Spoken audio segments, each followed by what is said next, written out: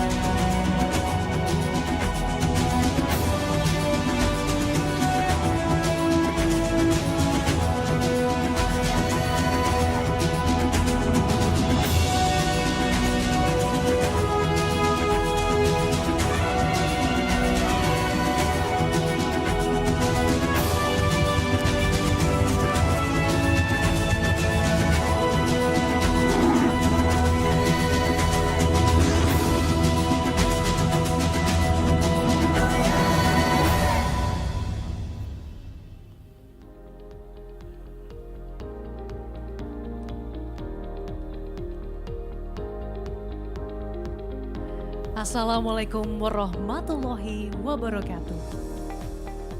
Salam, Om Swastiastu, Namo Buddhaya. Good afternoon, ladies and gentlemen. Welcome to our distinguished guest, Her Excellency Ibu Sri Mulyani Indrawati, Minister of Finance of the Republic of Indonesia. Bapak Ananta Wiyogo, President Director of PT Sarana Multigria Finansial Persero. Our speakers on this day, Bapak Heri Trisaputra Zuna, Director General of Infrastructure Financing for Public Works and Housing, Indonesian Ministry of Public Works and Public Housing. Mr. Luca Bertalot, Energy Efficient Mortgage Initiative Coordinator. Mr. Shimizu Toshio, Director General International Affairs and Research Department, Japan Housing Finance. Bapak Robert, Senior Policy Analyst, Fiscal Policy Agency, Ministry of Finance. And also welcome to all our honorable participants. Ladies and gentlemen, before we commence the event, let's sing the national anthem, Indonesia Raya. All attendees are required to stand up. Thank you.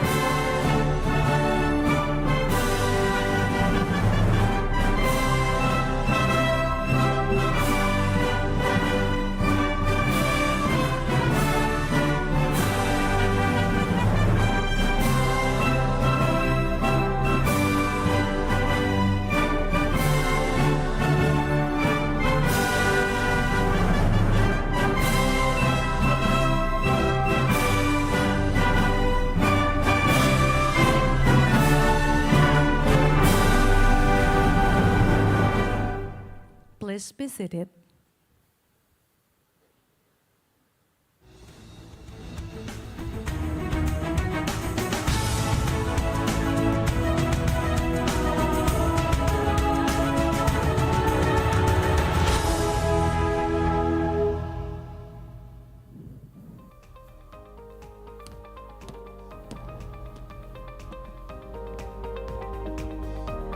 Ladies and gentlemen, distinguished guests, Indonesia was entrusted with the responsibility of hosting the 2023 Asian Chairmanship during the Asian Summit in Cambodia in 2022. In fulfilling this responsibility, Indonesia embraced the theme, Asian Matters, the Heart of Growth, which also echoed the triumph of Indonesia's G20 presidency in 2022.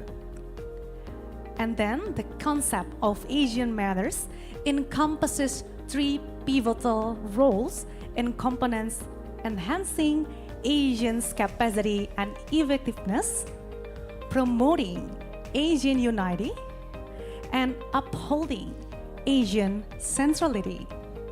Meanwhile, the notion of being the heart of growth related to Asians' pivotal role in driving regional and also global economic expansion, comprising 4 essential aspects, namely health architecture, energy security, food security, and also financial stability.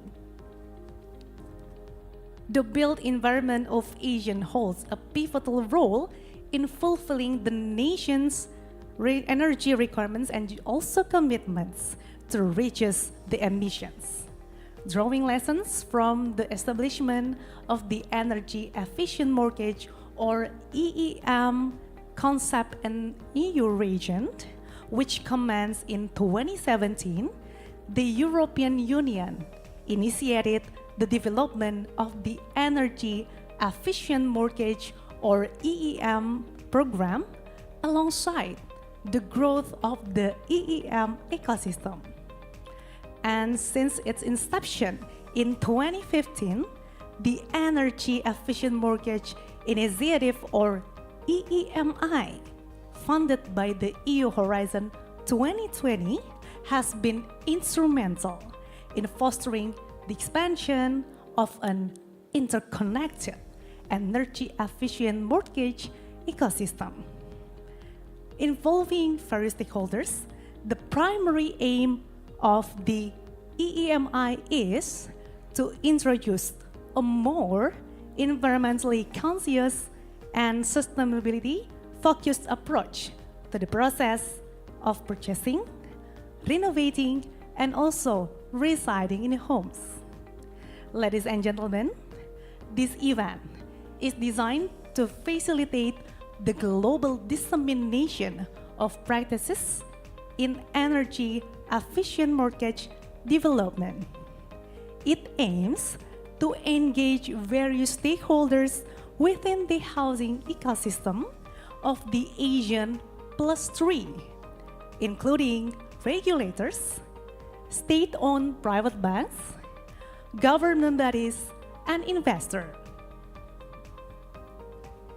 Ladies and gentlemen, distinguished guests, as event comments will be first opening remarks that will be delivered by the President Director of PT Sarana Multigria Finansial Persero.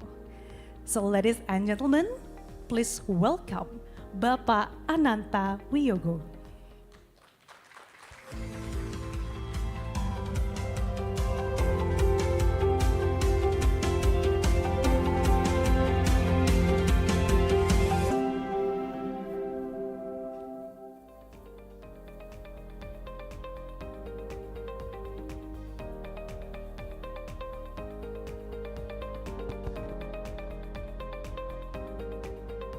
Bismillahirrahmanirrahim. The Honorable Minister of Finance of the Republic of Indonesia, Ibu Sri Mulyani, and from Ministry of Finance, Director General of Infrastructure Financing for Public Works and Housing, Ministry of Public Works and Public Housing of the Republic of Indonesia, Bapak Heri Tri Saputra Zuna, Energy Efficiency Initiative Coordinator, Mr. Luca Bertalo, Director General International Affairs and Research Department, Japan Housing Finance, Mr. Shimizu Toshio, Senior Policy Analyst, Fiscal Policy Agency, Bapak Robert, and all the delegates of the Asian Secondary Mortgage Market Associations, ASMA, and International Secondary Mortgage Market Associations.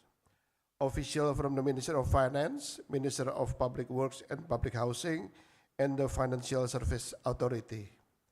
The Board of Directors of the Commercial Bank, Sharia Bank, Regional Development Banks, and Board of Directors of the Financial Institutions, Pension Fund, Insurance, Fund Managers, and all the investors. Distinguished guests, ladies and gentlemen, Assalamualaikum warahmatullahi wabarakatuh. Om Swastiastu, the best wishes for all of us, and warm welcome to you all.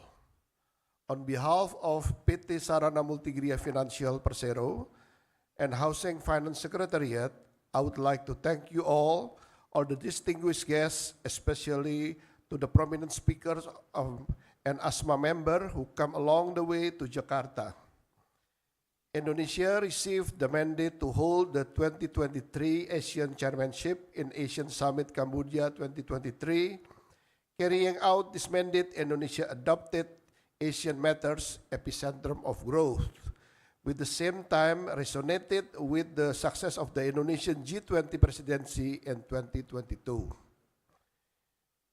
In this good momentum, alongside with the National Housing Day, or Harpernas, in August 25th, Housing Finance Secretariat holding an Asian Chairmanship side events with the theme Developing Energy Efficient Mortgage in Asian Regions. This conference is a joint initiative amongst the Ministry of Finance, Minister of Public Works and Housing, and the SMF under the Secretariat Housing Finance Ecosystem. The growth in ASEAN has come to the great environmental expense. As the result, Indonesia has committed to reducing emission on the net zero produced by 2045, including in the housing sectors. Learn from the EU, where the 2015 initiated the energy efficient mortgage through Efficient Mortgage Initiative, which became a catalyst for the growth of a new energy efficient housing ecosystem that involves stakeholders in the integrated manners. Mr. Bertalo will share the international best practice on energy efficient mortgage. From the Asian Plus 3, there will be Mr. Toshio from Japan Housing Finance, who will share Japan's journey on the energy efficient mortgage. Alongside with Pak Robert from the Center of the Climate Finance and Multilateral Policy, together with Bapak Heri Trizuna Putra, who will talk about the Indonesian Green Affordable Housing Program, that I believe it will be a starting point of the energy efficient mortgage in Indonesia. To all honorable guests, through these forums, we invite all of you to have fruitful discussions along with other stakeholders involved in the housing sectors. Last but not least, I'm honored to welcoming all of the guests and speakers. I hope today's sharing session will lead to a productive discussions and to gain a better insight and knowledge all of us to prepare action in the near future. Thank you very much. Wassalamualaikum warahmatullahi wabarakatuh.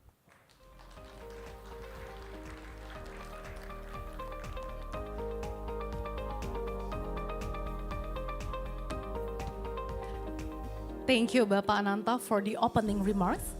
Ladies and gentlemen, as we know, each member of the housing finance ecosystem plays a crucial role in addressing the issues in the housing sector. So collaborative efforts among stakeholders are the key in providing solutions to overlapping programs. But the question is, what are the roles of each members of the housing finance sector? Please enjoy the following video. Amidst the urban sprawl of Indonesia's cities, a new challenge emerges. The once vibrant urban landscapes are now shrouded in pollution. The very air that sustains life now carries an urgent and complex issues, demanding an integrated solution that addresses both demand for decent and affordable housing and environmental concerns. Article 28H, Paragraph 1 of the 1945 Constitution guarantees the right for every individual to have a place to live and access a good and healthy environment.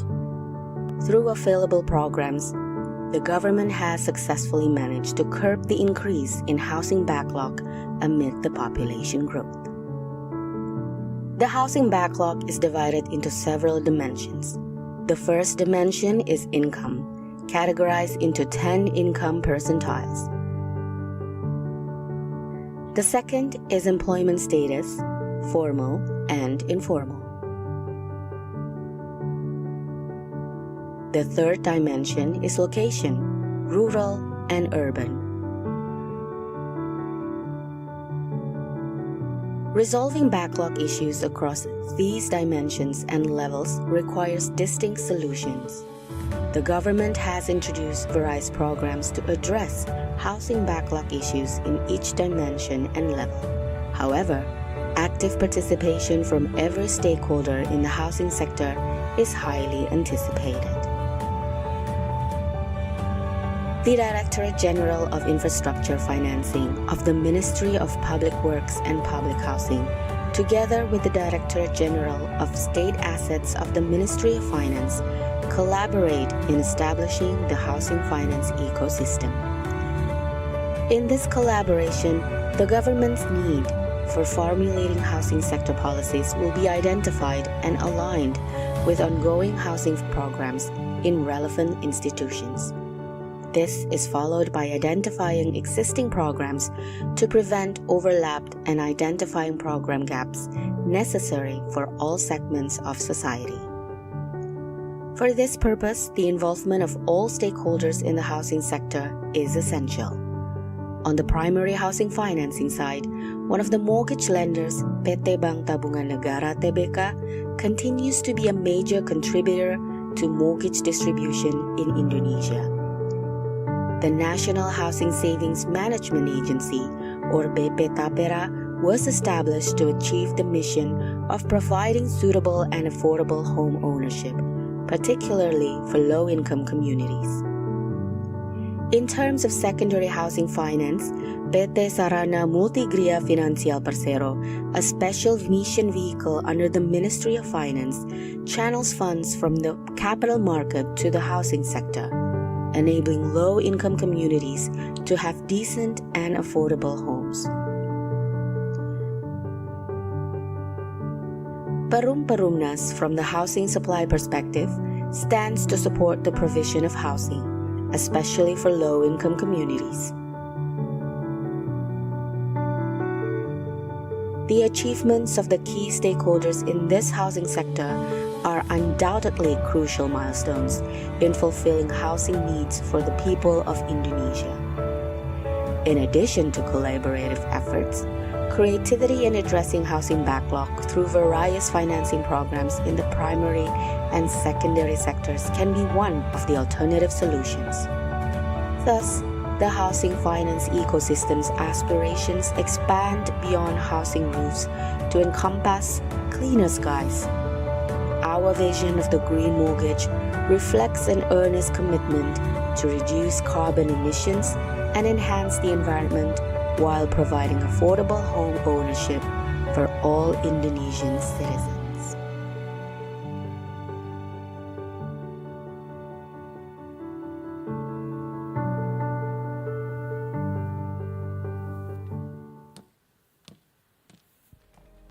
Please give a round of applause for the video. Ladies and gentlemen, we just have witnessed together how the ecosystem of housing finance have a role in tackling the challenge of ensuring decent and also affordable homes for all Indonesia citizens. And as we embark on this esteemed event, we would like to invite Director General of Infrastructure Financing for Public Works and Housing, Indonesian Ministry of Public Works and Public Housing, to give his opening remarks. Ladies and gentlemen, please welcome Bapak Heri Trisaputra Zuna.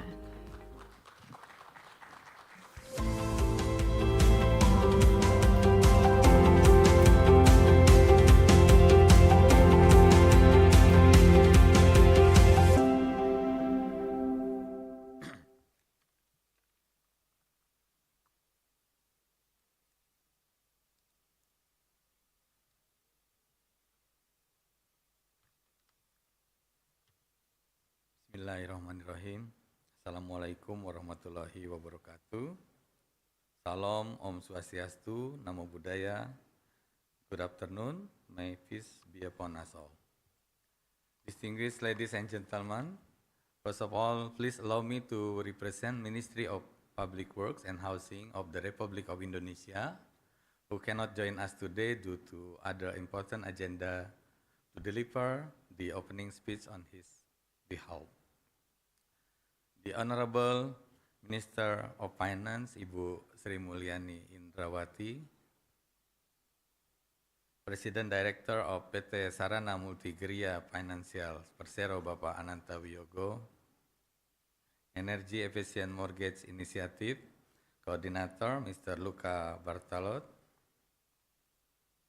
Director General, International Affairs and Research Department of Japan Housing Finance, Mr. Shimizu Toshio, distinguished guests from ASEAN +3 countries and our international partner. It is a great pleasure and an honor for me to join you at the side event of the ASEAN Chairmanship, Energy Efficient Mortgage, Development throughout ASEAN countries. I would like to express my enormous appreciation to PT Sarana Multigria Financial Persero for hosting this event. Distinguished ladies and gentlemen, carrying out the mandate to hold ASEAN Chairmanship 2023, Indonesia raises 3 priority issues in the economic sector, namely recovery and rebuilding digital economy and sustainability, which is translated into 16 priority economic deliverables for 2023.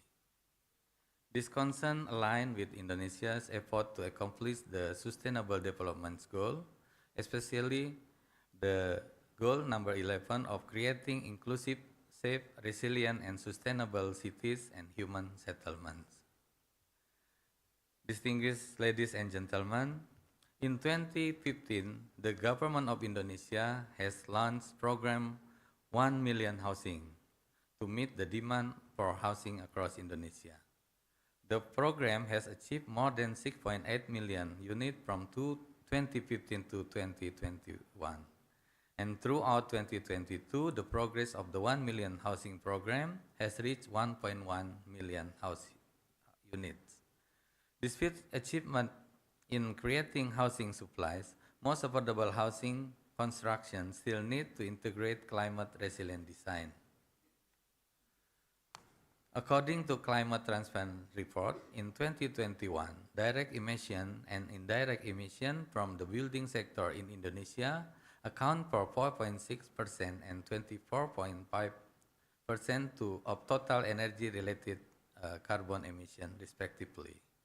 More ambitious policies and assertive action to decarbonize building sector are critical in supporting the achievement of the enhanced national determined contribution document.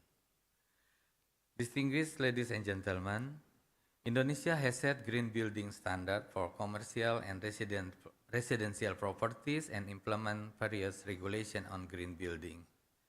In addition, the Indonesia Green and Affordable Housing Program has been introduced by the Ministry of Public Works and Housing to take bold action in the housing sector as a platform to facilitate the transition to green housing by covering both the housing supply and financing aspect. IGAHP will include activities supporting green housing adaptation and mitigation, certification, and green housing finance that would enable Indonesia to achieve 100% net zero carbon for the housing sector by 2050. All activities will be carried out on the robust foundation to serve the underserved segments, mobilize the private sector and climate financing, and continue to build on evidence-based housing policy and program. Distinguished ladies and gentlemen, this event will provide valuable information regarding the progress and positive impact of green housing financing and also serve as a great investment opportunity for the private parties to contribute the Indonesia future housing program. Thank you very much. Wabillahi taufiq wal hidayah. Wassalamualaikum warahmatullahi wabarakatuh. Om Santi Santi Santi Om Rahayu. Jakarta, 22 August 2023. Minister of Public Work and Housing, Republic of Indonesia. M. Basuki Hadi Mulyana. Thank you.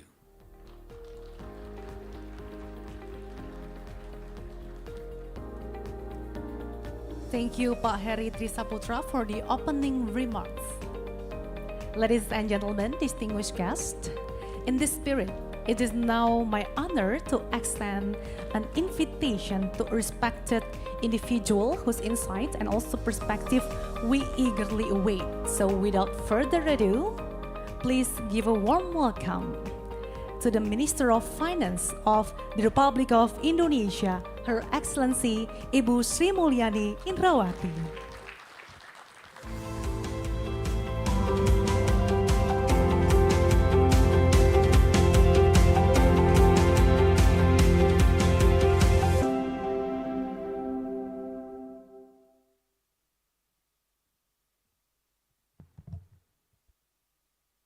so much. Bismillahirrahmanirrahim. Assalamualaikum warahmatullahi wabarakatuh.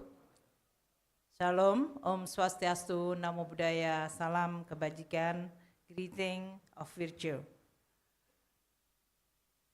Mr. Ananta Wiyoga, the CEO of PT SMF, Bapak Heri Tri Saputra Zuna, on behalf of Bapak Basuki, the Ministry of Public Work and Housing, honorable panelists, guests, ladies and gentlemen, good afternoon to all of you. It is indeed a distinct honor to welcome you all to this seminar with the topic which is also very important and timely on energy efficient mortgage, EEM development throughout ASEAN countries in this very beautiful room that is purposely set to show.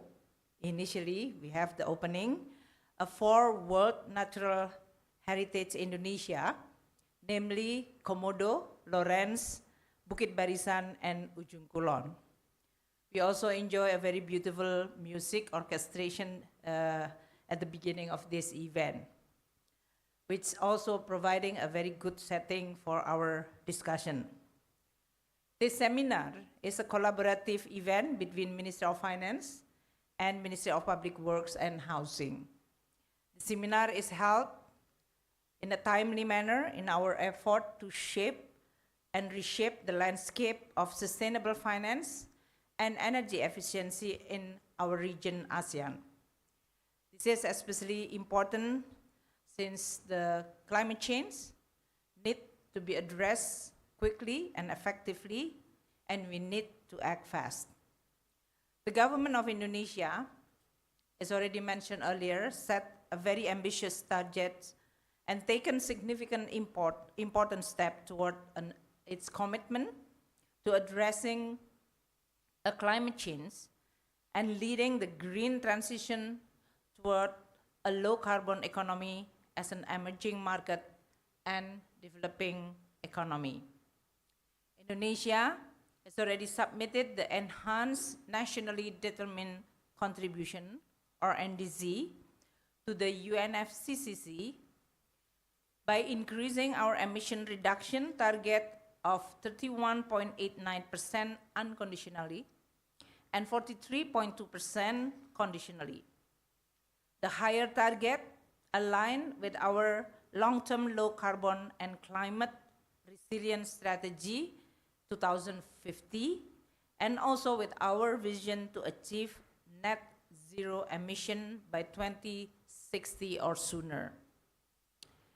As we can see from the biennial update report, that we need a substantial investment with the size up to 281 billion US dollar by 2030 to achieve our national determined contribution target. And we expect the investment to be fulfilled combined between public and private sector investment. The Indonesia government continue to utilize our state budget to support climate change related projects. We continue to develop many initiatives, including by providing climate budget tagging for the government budget, both at the national and local government. We are also issuing instruments to finance our green project through our green bonds, including green sukuk, blue bonds, as well as SDG bond. The government of Indonesia, Ministry of Finance, also issuing many of the fiscal incentives to attract private investment so that they can participate in building green project and green industry, including by providing incentive in the form of tax holiday, tax allowance, as well as facility on the waiver of the value-added tax, import duty, and property tax. Indonesia has issued regulatory framework to implement carbon pricing and carbon tax in Indonesia. With all this legislation, instrument, and policy, we would like to utilize carbon trading and non-trading instrument so that they can internalize the external cost of greenhouse gas emission with the principle of polluters pay principles. Indonesia also plans to implement piloting of the carbon market by the end of the year by regulating and supervising the which is conducted by Indonesia Financial Sector Authority. The importance to address the environmental challenges has never been more pressing. Here in ASEAN region, we are witnessing remarkable economic expansion and population growth that has driven Asia to become a forefront of global new construction, with 50% of global new construction in the next decade expected to be taken place in Asia. The risk of escalated CO2 emission from the surge in construction activities urge us to address this challenge with innovation to resolve this challenge. The buildings and construction sectors, which are a major contribution to the global energy consumption and CO2 emissions, in 2020, they consume 36% of the total global energy consumption and also contributed 37% of the global CO2 emission. But we also understand that the world and the economy, countries, is not one size fits all. So, in order for us to have a solution for sustainable building, we need to design in any region, any country with their particular localities. In this case, we need to work together to encourage innovation in building construction to improve energy efficiency and limit energy consumption while still providing the need for cooling and ventilation. So we are quite glad and happy to hear that the Ministry of Public Works is already launching a piloting of around 1 million housing, both building and retrofit, with the concept of green housing. Southeast Asia, with its rising living standards and warmer climate, also projected to use 30% of its peak energy demand for space cooling, and also this is increased quite significantly from 2018, in which the consumption is merely 10%.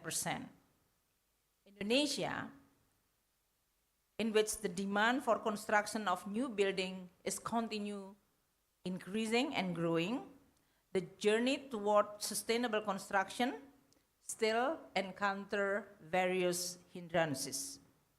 Financial barriers characterized by high upfront costs and limited access to capital cast shadow on the road to building sustainably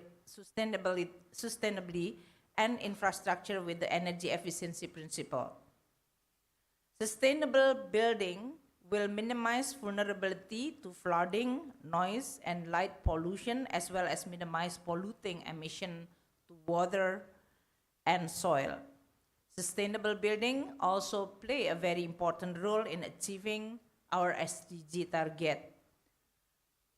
Since 2002, with the law on number 28, especially related to building, the Indonesia government has encouraged developers to implement the green building concept. A myriad of investment is needed to meet the green building needs. According to the IFC, the Asia-Pacific region, with half its urban population, will require an estimated 17.8 trillion investment, mainly for residential building. 200 billion is required in the next 10 years to fulfill the investment needed for sustainable building in Indonesia only. So in other words, the government has to work very hard to leverage financing option to support sustainable building project in Indonesia. These challenges are required innovative solution and certainly collaborative effort to learn from many other countries' experiences for Indonesia also, as well as for ASEAN member countries. So how we can overcome these challenges and at the same time harness the full potential of sustainable building in our region. Financing innovative and green building is very important to transforming our economy. This is including building construction sector that need to be designed to become a greener building. Through our fiscal incentive, innovative financial instrument, we have the power to pave the way for sustainable change. Our fiscal instrument and tools, whether this is in the form of grant, subsidy, rebates, to debt financing and tax incentive, could be a very important instrument that can create a catalytic role for this transformation. We could also increase leveraging and attract more green finance and investment in both green building and energy efficiency. Government schemes have also the capacity to expedite transition towards sustainable construction practices by enhancing lending conditions and mitigating private investment risk through instruments like government guarantee. Within the Sustainable Infrastructure Finance Initiative, some project is already being developed to test whether the instrument is working. One special program that is Program for Energy Efficiency in Building, or PEEB Cool, is one of the projects in which sustainable construction sector approved by the GCF in Indonesia as one of beneficiary. With this project, it is designed to address key barriers that are preventing the construction industry in targeted countries, including in Indonesia, from shifting from current unsustainable practices to a low-carbon, climate-resilient development path. PEEB Cool investment will also designed to improve the socio-economic resilience of all social strata in the communities in which they take place. But particularly, this is targeted for low and middle income group, with the result of the construction to improve the low and middle income housing as well as public building by also providing services to the community. In the ASEAN region, our effort to pursue sustainable infrastructure is also being supported by the establishment of the ASEAN Infrastructure Fund, or AIF, which has undergone a transformation with the alignment, especially related to the urgency of providing green financing. One of the initiatives is the ASEAN Catalytic Green Finance Facility, or ACGF. This ASEAN Catalytic Green Finance Facility has been launched under the ASEAN Infrastructure Fund to support government in Southeast Asia, especially in preparing and financing infrastructure projects that promote environmental sustainability and contribute climate change goals.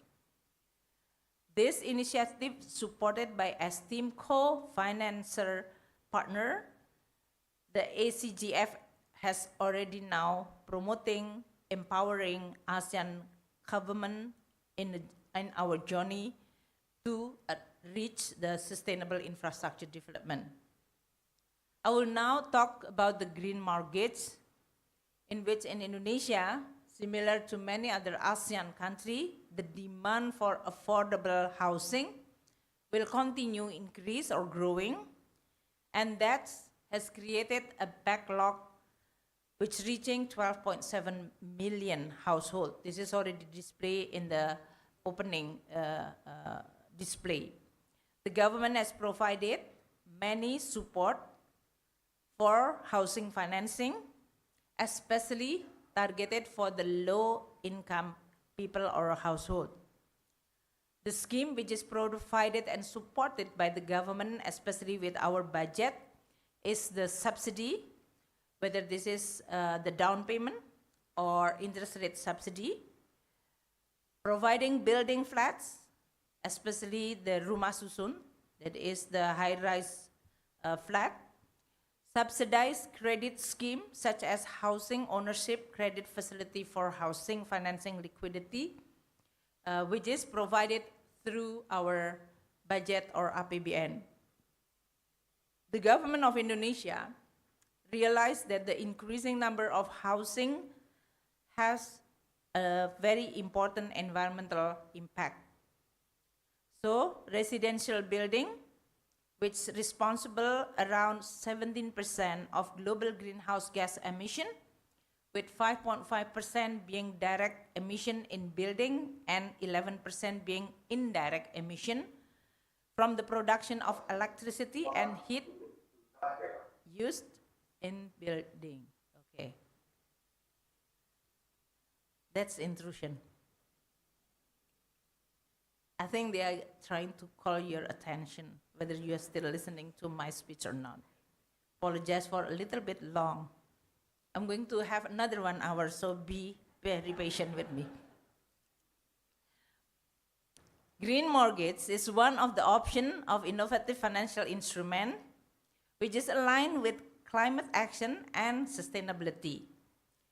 But green mortgage, which encourage more housing purchases and renovation program, which meet energy efficiency standard, is still relatively new for Indonesia. Despite a very pressing need, it is worth noting that the green mortgage has not yet gained significant portion as the general trend of financing. And that's why we are initiating this seminar, and I appreciate SMF with Ministry of Public Work conducting this seminar in order for us to getting more familiar and listening and learning from other regions, especially from Europe and Japan, which is relatively more advanced. Some Indonesia bank is already taking initiative to pioneering green mortgages by collaborating with environmentally conscious business that prioritize partnership with housing developers who adopt sustainability principle. This is a very good initiative. So we need to promote more. This collaboration aims to channel financing toward projects that align with green standard and principle. However, another pivotal aspect of this endeavor is the level of awareness among both customers and developers, which remain relatively low. So, advocacy and education, public communication is needed. The concept of green mortgages, though, still need a lot of promotion and still relatively unfamiliar with many of both Indonesia customers and developers. So to bridge this awareness, strategic measure through training and awareness campaign is becoming very important. I'm saying that this is a very good initiative for all of us to start familiarizing this concept to the people in general and also for the development and the ecosystem of housing financing. As we are going to learn from the European lesson, in European, the mortgage loan are equivalent to around 46% of European Union's GDP.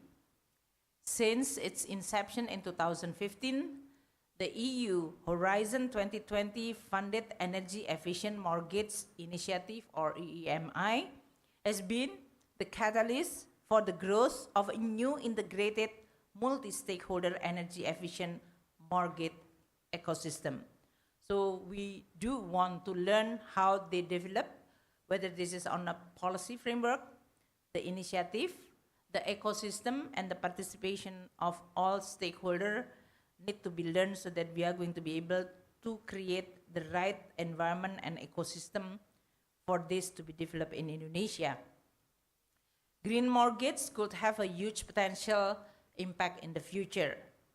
Younger population and Indonesia, unlike Japan and Europe, the two example countries or region that we are going to learn this afternoon, they are all have the aging population. Indonesia still have relatively young demographic. So our young population will continue have a strong demand for housing. So how we are going to be able to fulfill those demand, which is going to continue growing, but without sacrificing the environmental impact. Our millennial generation is becoming the driving force for our growth, but they also, at the same time, the younger generation, the millennial XYZ generation, they are all also more and more aware about the importance of living in a more sustainable way, avoiding climate change catastrophic implication, and have a lifestyle which is becoming more aware with the environment impact. Millennial has become a driving growth in the ESG investment. They contributed $51.1 billion to sustainable funds in 2020, and around 75% of our millennials are eco-conscious and favor environmentally friendly products. So, ladies and gentlemen, the path toward energy efficient is not a one smooth, solitary journey. It is a journey for all of us to be able to collaborate, uniting government, financial institutions, industrial leaders, civil society, how we can work together to actually continue our journey to achieve our sustainable development goal by at the same time taking care of this earth.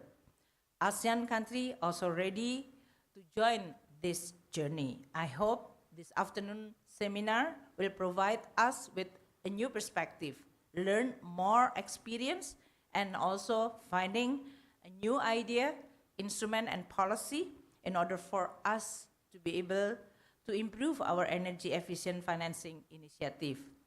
Our decision today will certainly have the implication and shape the future of the next generation. Thank you so much, and let's us all embark on this green journey together. Thank you. Thank you, Ibu Sri Mulyani.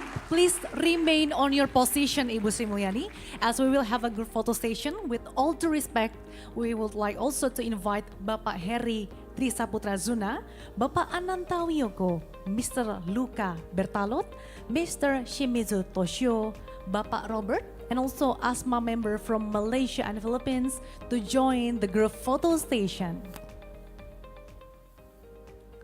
We are pleased to join on the stage.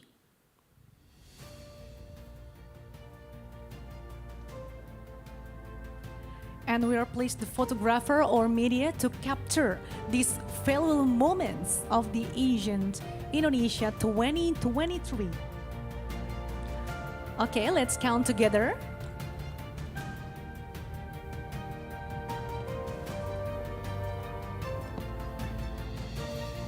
One, two, three.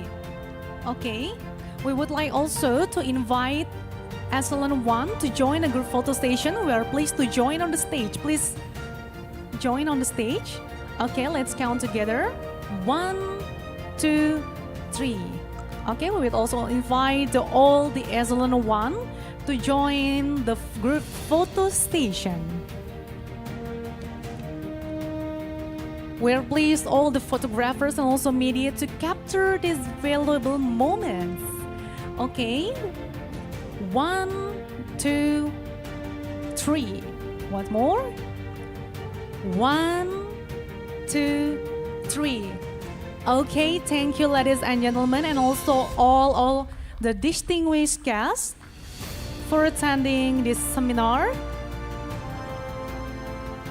And also we express our gratitude for the willingness of Ibu Sri Mulya Indrawati. Thank you, Bu, for the presence at this event amidst your busy schedule.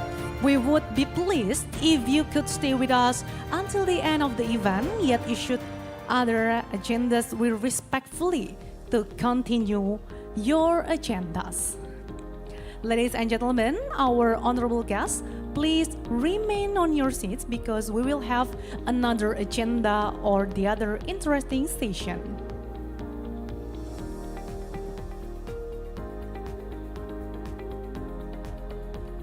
All the speakers, please stand by, and also the other honorable guests, please remain on your seat because we will have another agenda.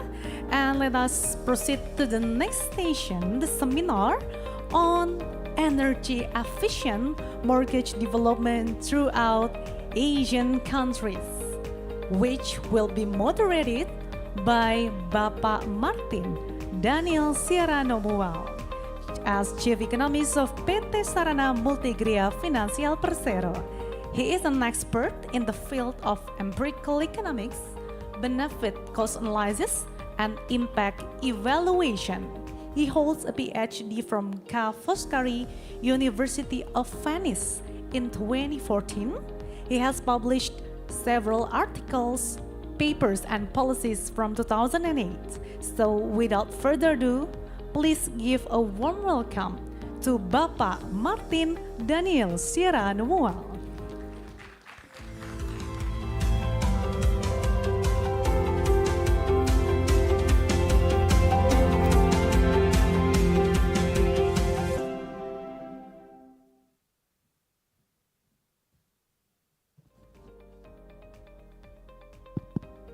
Okay, a very good afternoon, everyone.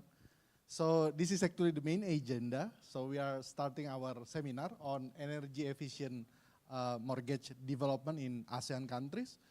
So at the end of the speech, Ibu Sri Mulyani said that fulfilling housing demand without sacrificing environmental is a journey for all of us. So without further ado, I will invite all the distinguished speakers for today's seminar. The first one, I will invite Mr. Luca Bertalo. Please come to the stage. And then the second one is Mr. Shimizu Toshio. Shimizu-san, please come to the stage. And then the second one is Pak Robert dari BKF. Pak Robert, silakan. Yes, please.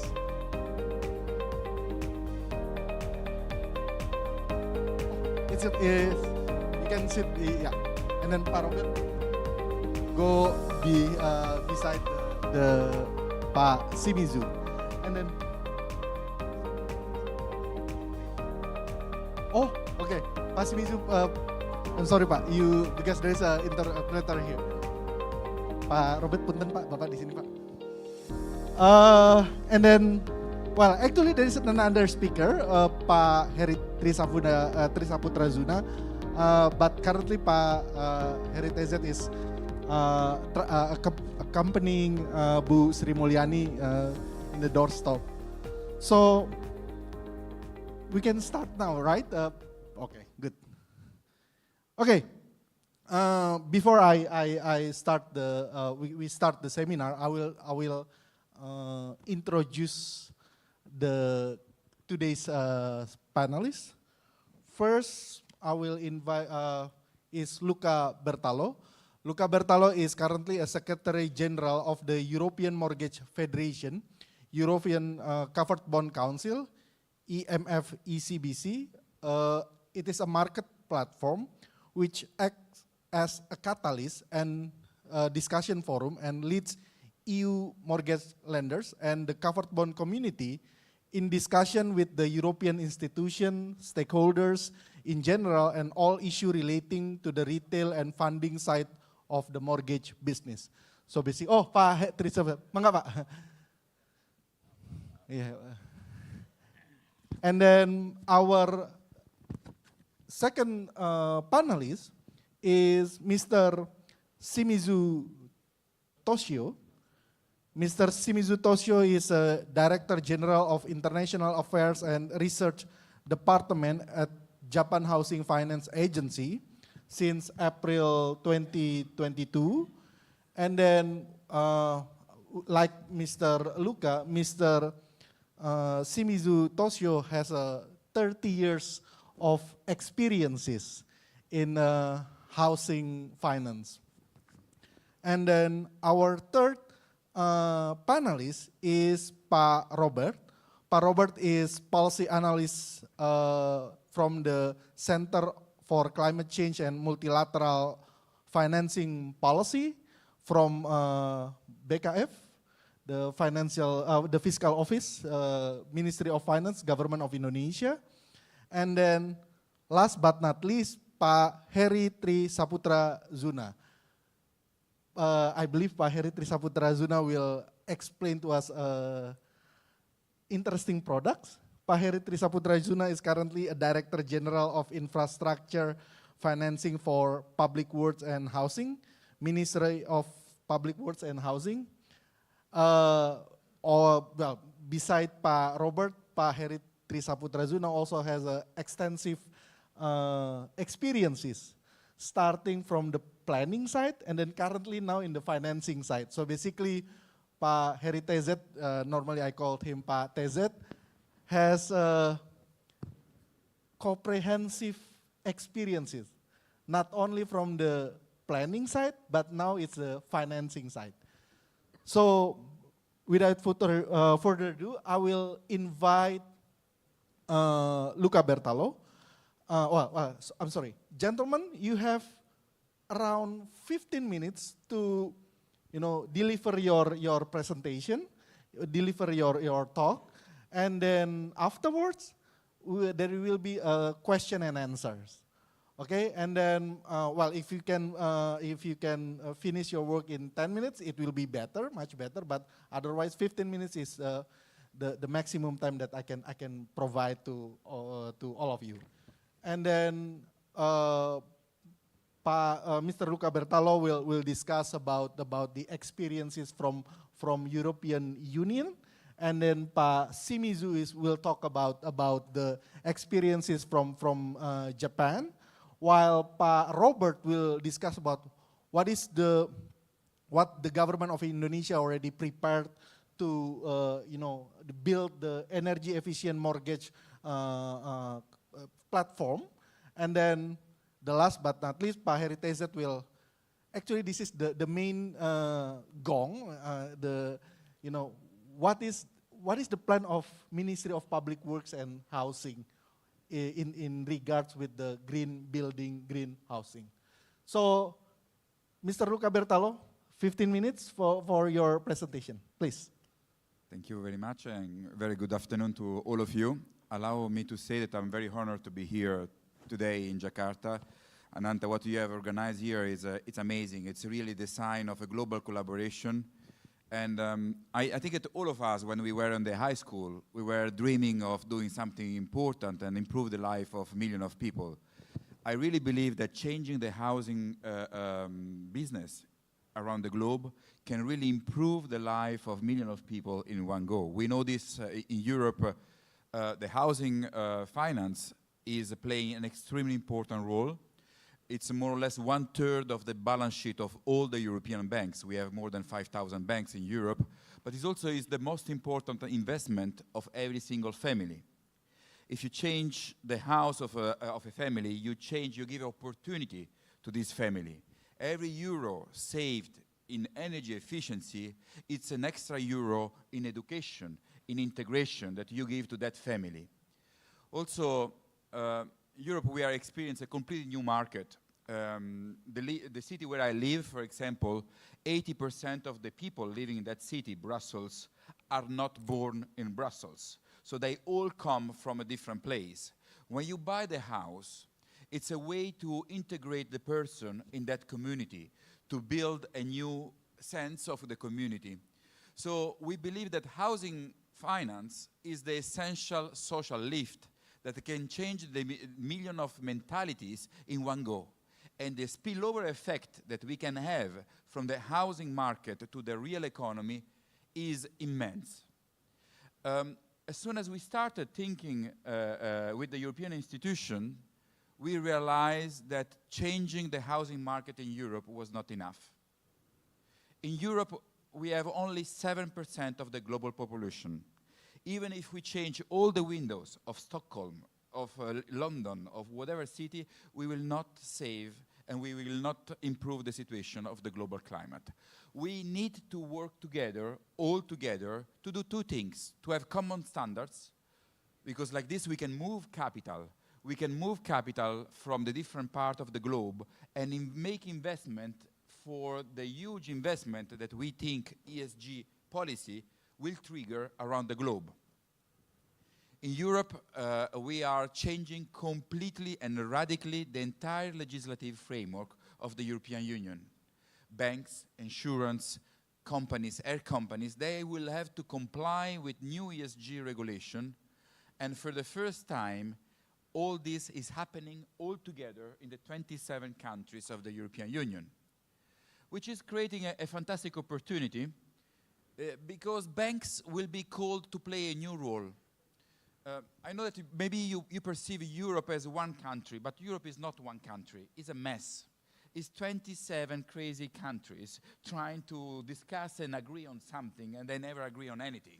But when they decide one standard, they move 500 million of people towards the same direction. So the critical mass is an extremely important component. And I think in my presentation that I have make a comparison with ASEAN countries and the European Union. I think that we share the same opportunities, we share the same problems. And banks probably will be called to make, if we can go to the next slide, please, sorry. Thank you. This is just a try, we try to make a kind of comparison between the two regions. Well, I think you are many more than us, which is a good thing for you. But I mean, this is also requiring a need for new housing that is completely different also from what we have in Europe. We have a problem in Europe with old buildings. We have to retrofit around 220 million of dwellings. In the ASEAN countries, you have two problems. You have to retrofit and build new countries. Our friends from Philippines, today we were discussing over lunch, they told me that in the Philippines they have to build 1 million of dwellings per year. This is changing completely the landscape for banks. And ESG is an opportunity to work all together and to channel new investment from the rich country, allow me to say, to the developed country, to country where there is a need of developing a new housing, 1 million of dwellings, Nigeria, Brazil, I mean Indonesia, and other countries, Philippines, as we said, where we need to build new houses, and these new houses should be ESG compliant, because otherwise we spoil completely all the effort that we are doing. So what we have done, we have tried to give to the European community, but also to the global community, common standards. We have created a label which will be a benchmark for investors and lenders on creating new product and to the investors to invest in this new product. Give a label of what is green and what is not green. Now, sounds obvious, but it's not obvious. What is green in every single country is different. Is different, and is radically different for very good reasons. What is green in Sweden is not the same thing of what is green in Greece, just to give you an example in the European Union. But what is green probably in Indonesia is not the same thing that what is in Vietnam, what is in Singapore. So we have to be so smart to build a label which will guide investors towards the right direction. And we need to channel resources where there is a need. We are proposing to all our banks entering in the Green Label Initiative a very simple definition, but also, I don't know if we can move on with the slides, a common set of, if we can move to 2-3 slides ahead, please. Okay. We are also asking every single bank in Europe to provide common disclosures. we have to disclose the same information about the balance sheet and the quality of the buildings, because like this, investors can pick up the investment that they want and they can make the investment. Like, just to give you the potential that what we can develop in the coming years. As we see, Europe has to retrofit 2020 million of dwellings. Your countries have to retrofit around 160 million, and I don't know how many new buildings you have to build in this. We had no information on how many new dwellings have to be built in this region. But this is a massive financial effort, and we need to preserve financial stability. Financial stability is a fundamental. So what we are offering to our banks is not only to lend new green loans, but also finance these green loans with green cover bonds and green securitization. These two instruments have been very important for the financial stabilities of Europe during the crisis. In 2008, Europe was saved by using very solid financial instruments to finance mortgages. That was one of the ways how we managed the Lehman crisis without a tragedy. So financial stability is a key element. Every single house with an energy efficiency label can save between 80% of their energy bill. So the family will be actually saving an impressive amount of money that can be used for other consumer resources. Not only the house will be more healthy, the kids will live in a different way. The opportunity that you give to the next generation are immense. If you lose the opportunity to offer this package in the moment when they come to your bank to ask for the mortgage, you lose 25 years. Because the next chance to retrofit that house is after 25 years, when the bank will resell, the people will resell the house. So when you go for a mortgage, you have an opportunity to enter in the life of people and make them change their mentality towards ESG. It's not only a question of the mortgage, but the entire life will be changed. They will get the consumer loans, they will buy a different car, they will have a different behavior. So this is a changing of the behavior of citizens. This is what we can do all together. I would like to stress also that the new regulation in Europe will oblige every single European stakeholders to make ESG investment. If we create a global housing system green, we can channel this massive compliance investment towards developing countries. So we can, for the first time, we call this Operation Robin Hood.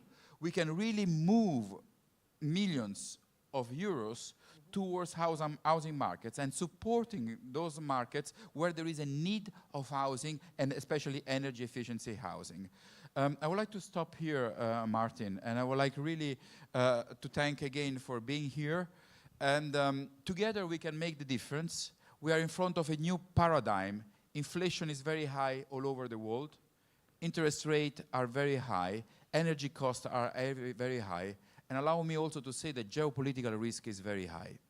Budget of states is at risk, and we can, from the private capital sector, entering and creating an homogeneous effect all over the world and give a contribution to the taxpayers by reducing their bill. Thank you very much for the kind invitation.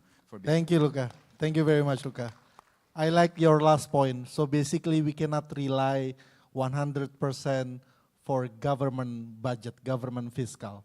And then that's why we need to have a room for investors from private sectors to take more roles in building or developing the energy efficient mortgage. So that's the idea coming, or the experience is coming from European Unions.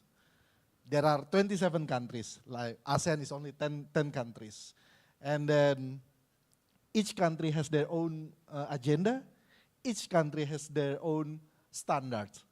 But how you try to put everyone into a single direction is the one that you just explained it.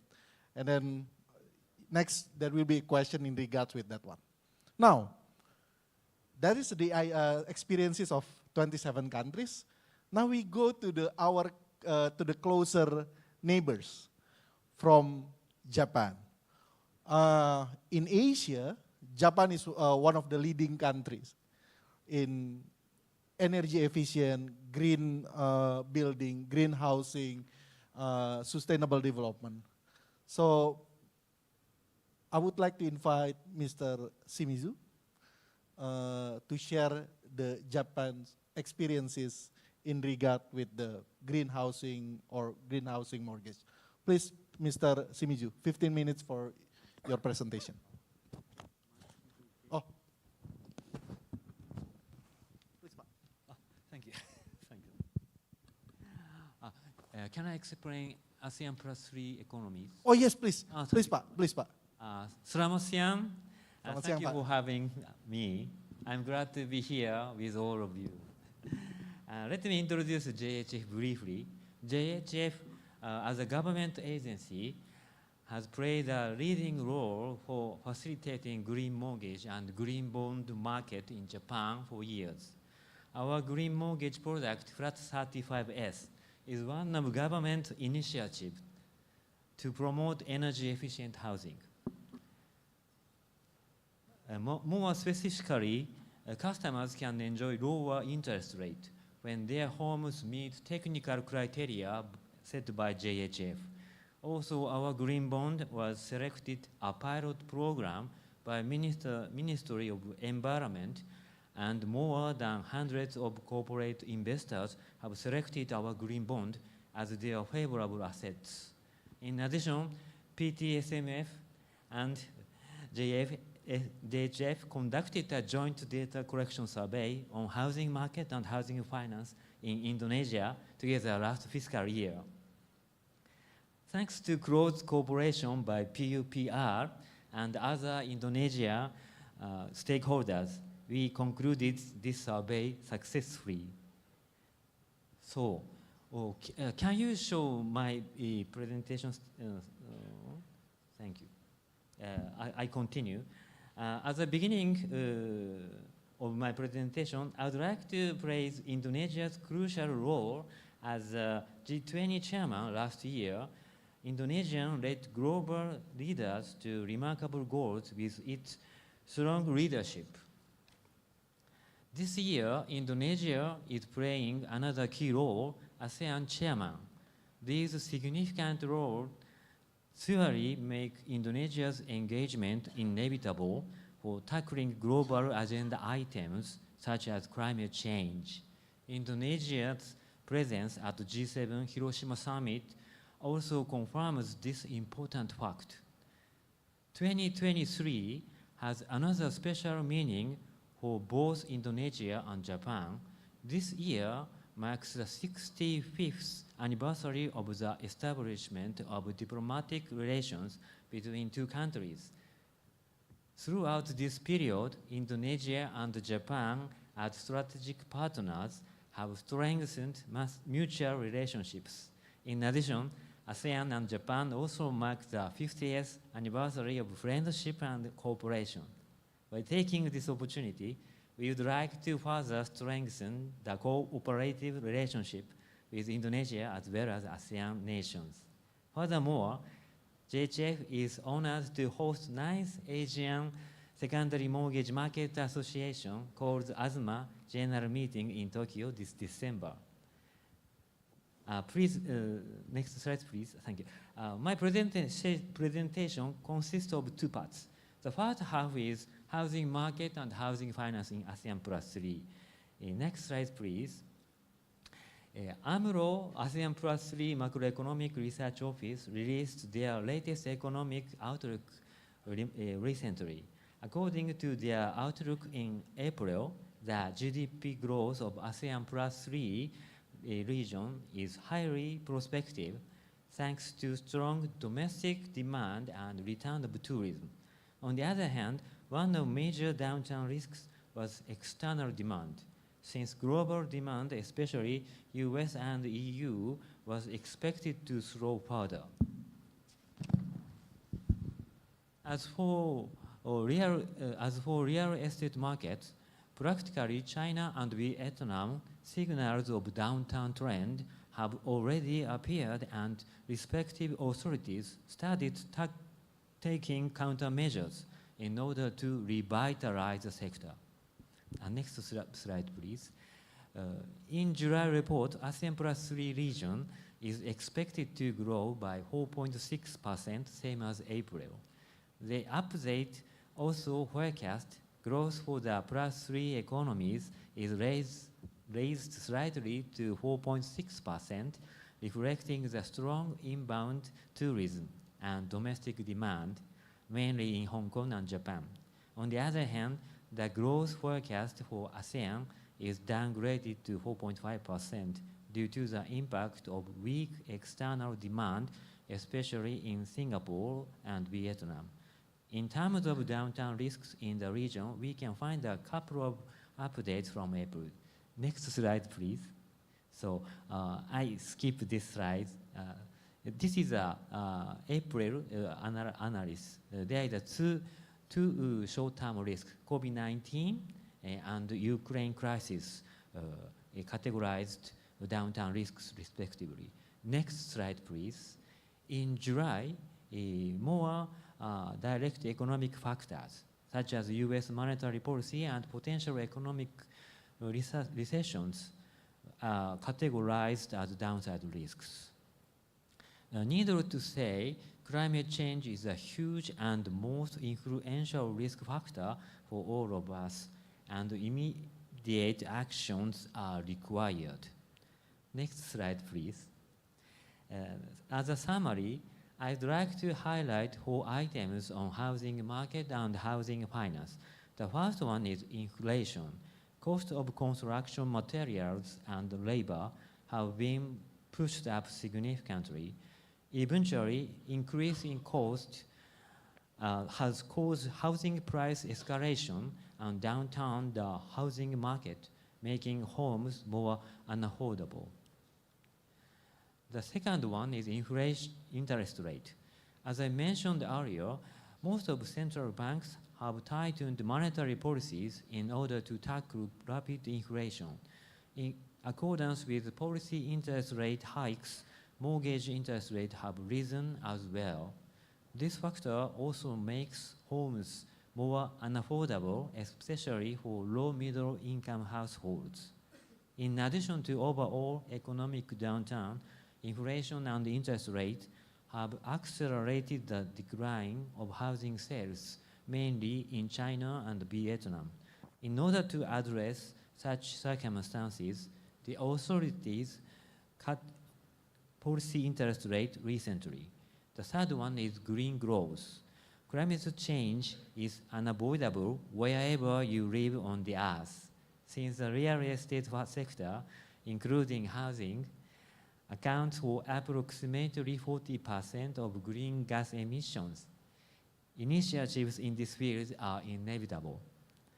However, it is still challenging to implement concrete green programs because green is just a good image and most of us can't feel clear benefit from these activities yet. Cost is another hindrance if we would like to expand green initiatives globally.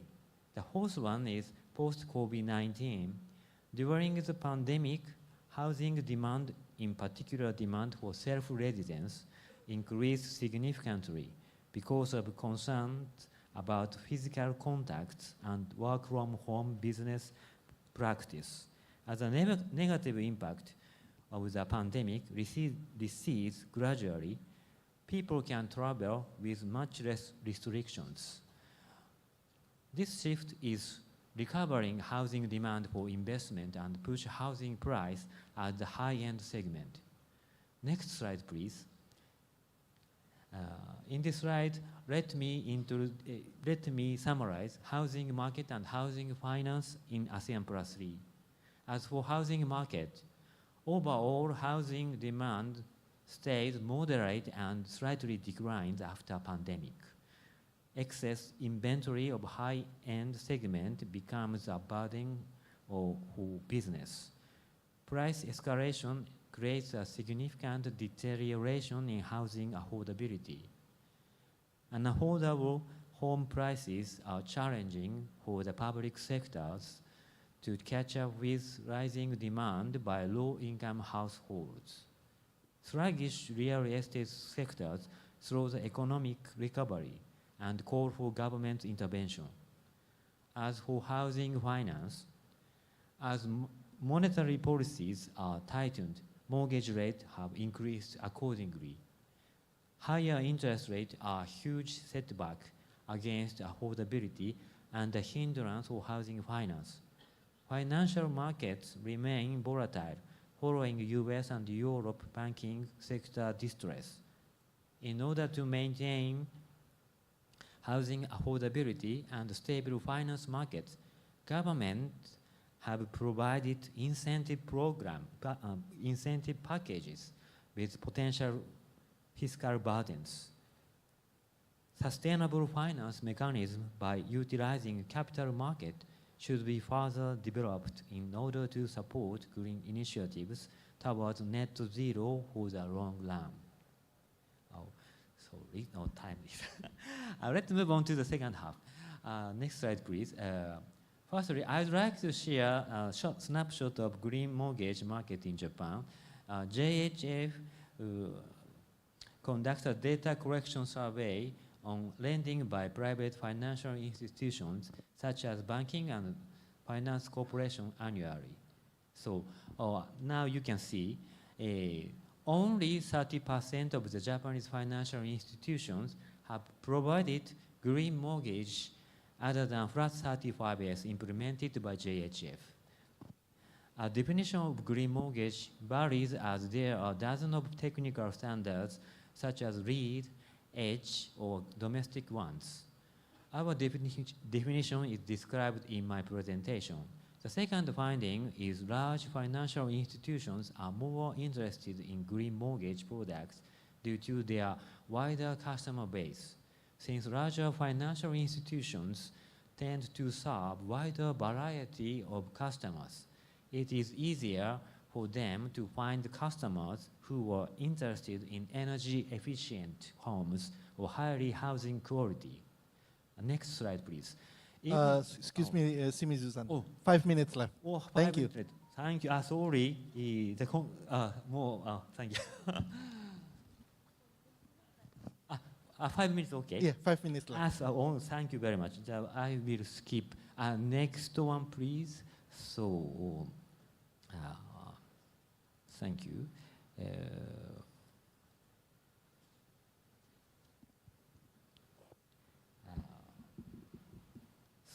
Thank you very much.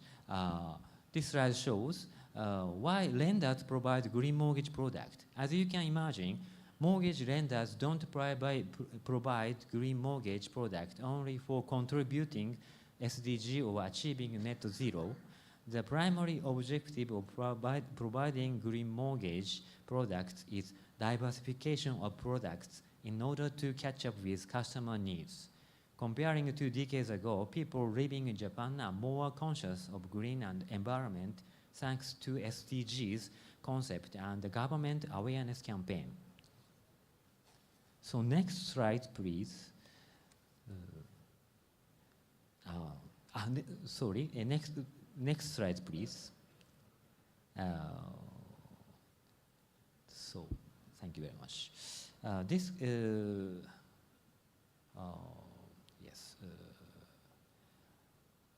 Thank you. This slide shows what type of housing is targeted by preferential. This slide describes what kind of incentive the financial institutions provide to promote green mortgage. As you can see, preferential interest rates or lowering interest rates account for vast majority of the incentives. Based on our own findings, we can see any financial or regulatory benefit for mortgage lenders. Next slide, please. This slide shows what types of housing is targeted by green mortgage. More than 80% of financial institutions providing green mortgage products selected equipment which improves energy efficiency, such as solar power panels, as their primary target. They are relatively easier to install comparing to other specifications listed in this chart. This implies cost-effective is a key when appealing to customers. Or we might be able to say it is still challenging for homeowners to find economic values even if they spend significant costs to make their homes greener. Again, economic or financial benefit are key motivation for all parties described in promoting green housing and green mortgage.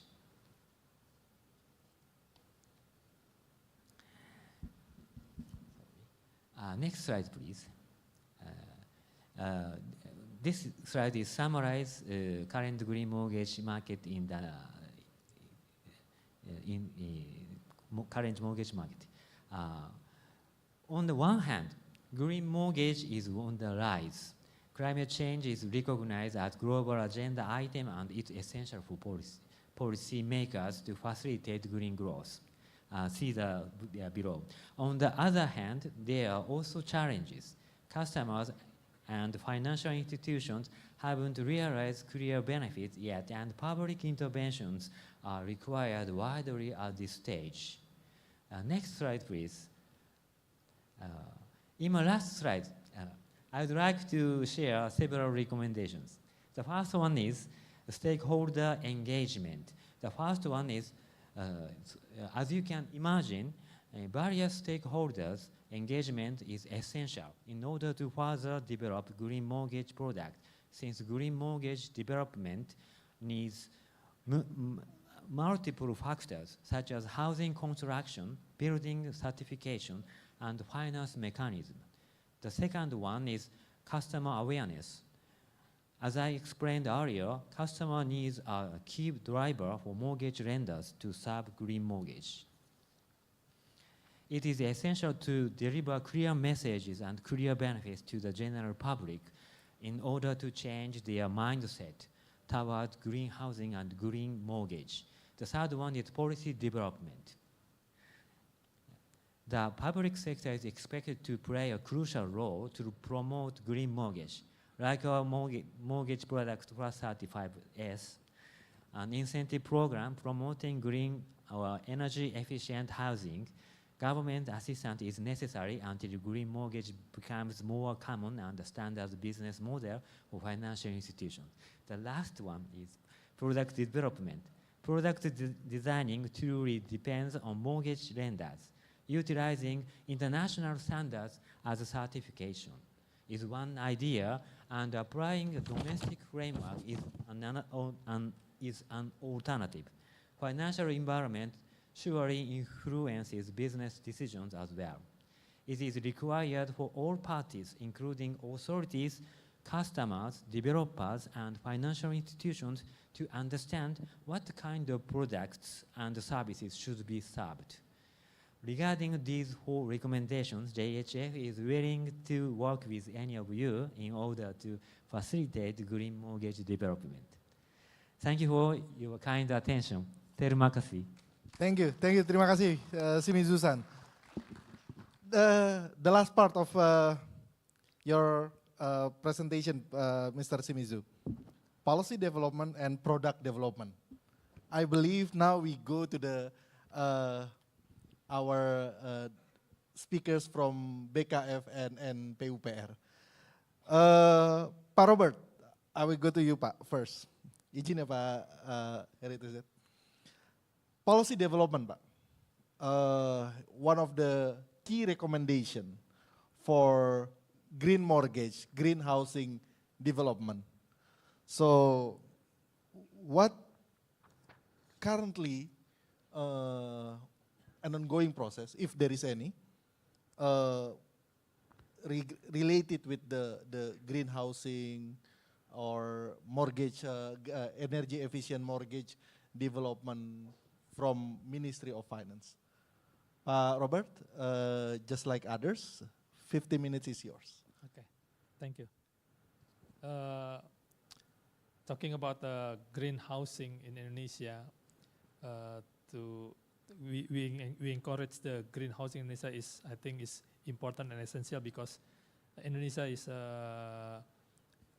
archipelago country with vulnerable with disaster and also sea rises and also earthquakes. So I think to provide more green housing or energy efficient housing is we should aware and we should provide in the future. Next, so in our perspective in policy, fiscal policy in green housing, we don't now we are try to create just and transition green transition energy, especially in green housing, because we need, as Minister said, we need more providing house for our future our future population, and now we still need more housing.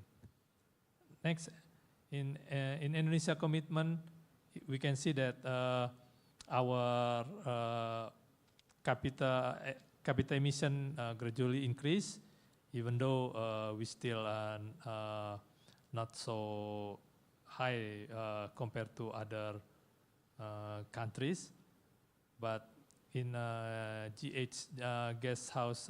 greenhouse gas Indonesia, energy included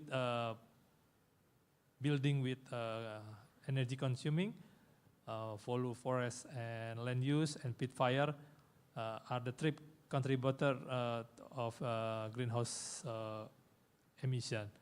And as I said earlier, Indonesia now has faced sea rising surface and also sea high temperature.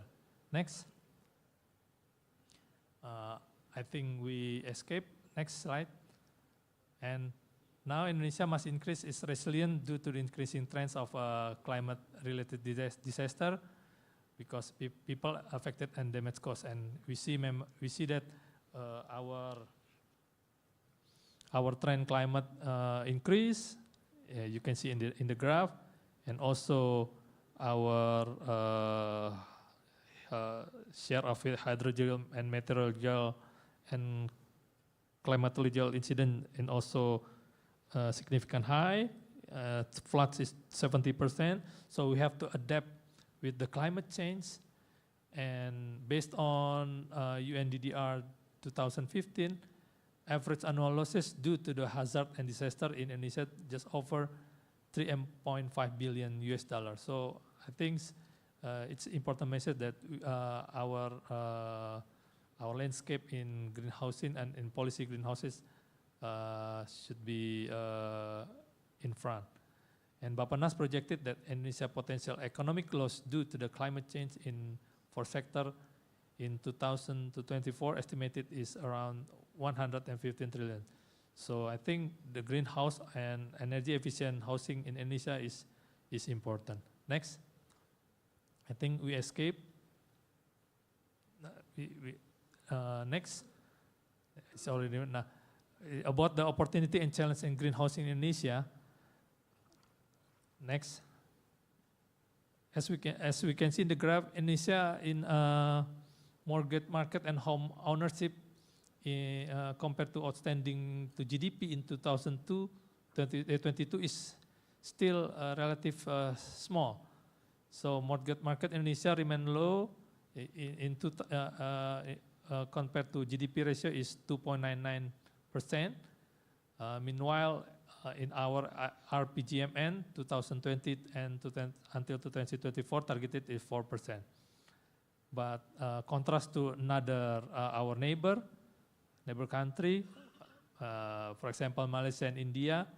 Malaysia reached 38.48% and India 6.58%. So our housing mortgage is not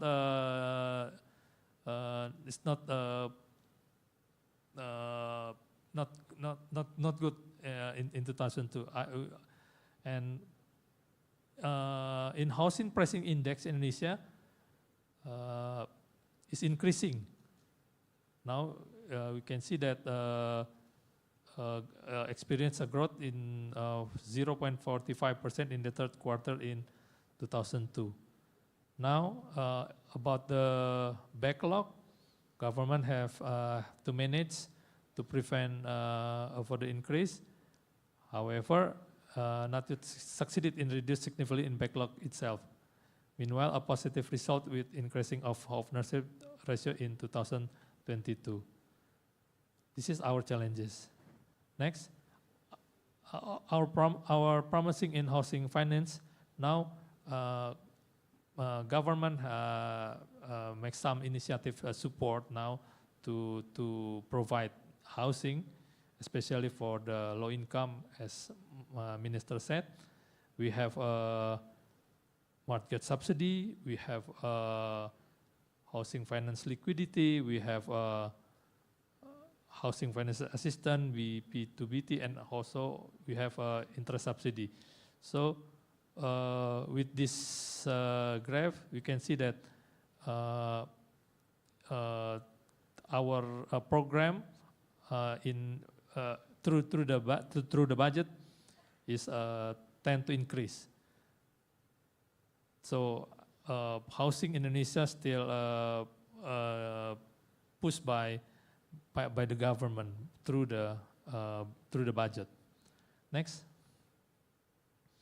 So the development of greenhouse, especially, will bolster to national development priorities, which is that in our RPJMN, strengthening infrastructure to support economic development and basic services, and also build the environment and increasing reliance to disaster and climate change. That's our RPJMN as instruction by the President direction, which is we have to make simplify the regulation. Next.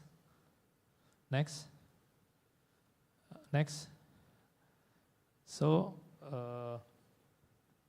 next, other fiscal support for next. So our other fiscal support for climate related activities. We have, as Minister said, we have a state revenue, which is the tax facilities to stimulate renewable energy. We have import duty exemption. We have non-tax revenue from forestry, fishery, and geothermal management. And we have imposing to carbon tax to coal-fired power plant. And also, we have a state expenditure for for the low carbon and climate resilient development, and also strengthening the capacity of regional expenditure through ecological fiscal transfer, providing fiscal buffer for disaster financing and development green infrastructure. So we have climate budgeting, and also we have ecological fiscal transfer, indirect climate-related fiscal transfer, such as fiscal special allocation fund, and also regional incentive fund, profit sharing fund from sustainability natural resources, and also disaster risk financing. And also we have budget financing to the greening the financing through ESG, which is we have issued the global green sukuk and retail green sukuk, and also issuing the SDG bond, consists of the social focus, green focus, and the blue focus. I think this is our fiscal support general for climate resilient, and also for the housing also. And as we know that to finance the climate, we don't have to expect dominantly for the government, and also we have need support from other institution. And we have we have an utilization of non-state budget funding sources to mobilize international and private climate fund. Now we have a national trust fund, which is lead on Bappenas, and then we have a UNFCCC financial mechanism, and also we have a MOF special mission to mobilize climate fund. I think that's our presentation about the government support in financial climate change, specialized in green housing. Okay, thank you, Pak Robert. Give applause to Pak Robert, please. So, Pak Robert, from your presentation, so basically, currently, please correct me if I'm wrong, there is still no specific financing or strategy for housing. So because what I see is it is labeled or grouped with other activities such as climate-related activities, infrastructure. Even though we in terms of infrastructure, we need to be extra careful because there is a basic infrastructure and then there is other infrastructure, right? Yeah. So no, I will. We can discuss it further, but so basically that's the idea of currently happening in Indonesia. Now, this is actually a good bridging for our last but not least speakers, Pak Heri Tezet from Ministry of Public Works and Housing. I believe Pak Heri Tezet will explain about a product or a strategy, a new strategy for the how housing sector can take more role for achieving green growth. And then from that point on, I believe this is also a good information for the Ministry of Finance that there is actually a strategy.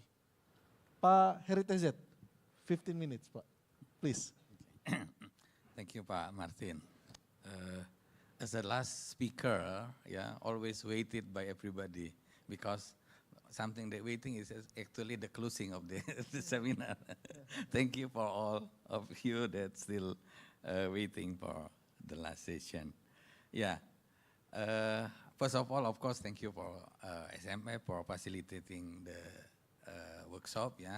I will share the initiative from Ministry of Public Works and the housing finance ecosystem related with the green housing in Indonesia. 15 minutes, I will try to stop before 15 minutes, Pak Martin. Then I start with what is the picture of the housing sector in Indonesia. In the movie before, we see the backlog is stay in 12.7 million every year. Even we have 1 million program for housing. So it's what we learn from this.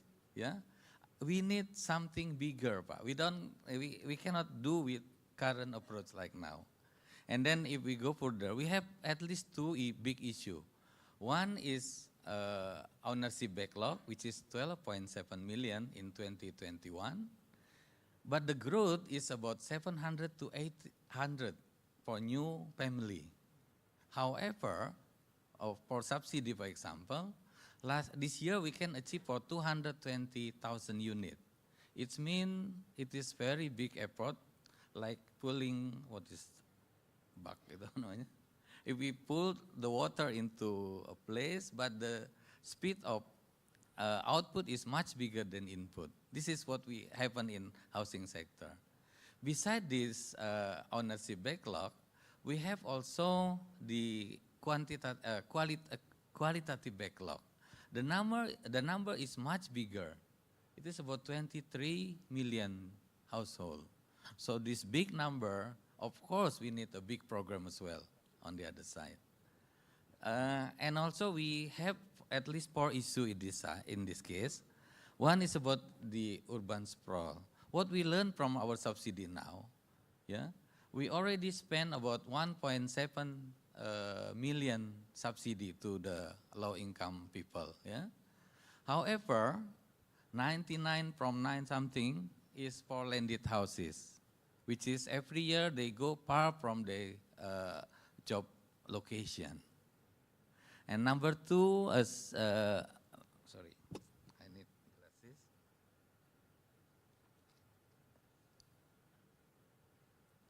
Number 2 also already mentioned by Pak Robert, the law of mortgage to GDP ratio. In our case here, 2023 is about 3.21, but already increased from 29. So we just keep silent, but the number is increasing. And number 3, expensive land and price in urban area, and low bankability for non-fixed income people. Yeah, so it means that we need a program that will answer all each segment, not only one size for all. It is not like that. Yeah, so we go to the next slide. Yeah, this is the housing ecosystem. Yeah.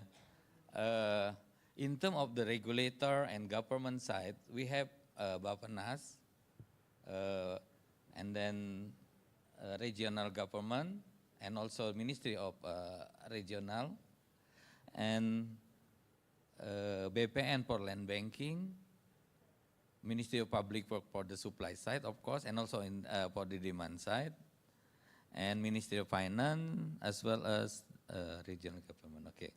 This ecosystem consists of the supply side on the left side, while on the right-hand side is the demand side. For the supply side, the main problem, of course, we start with the land.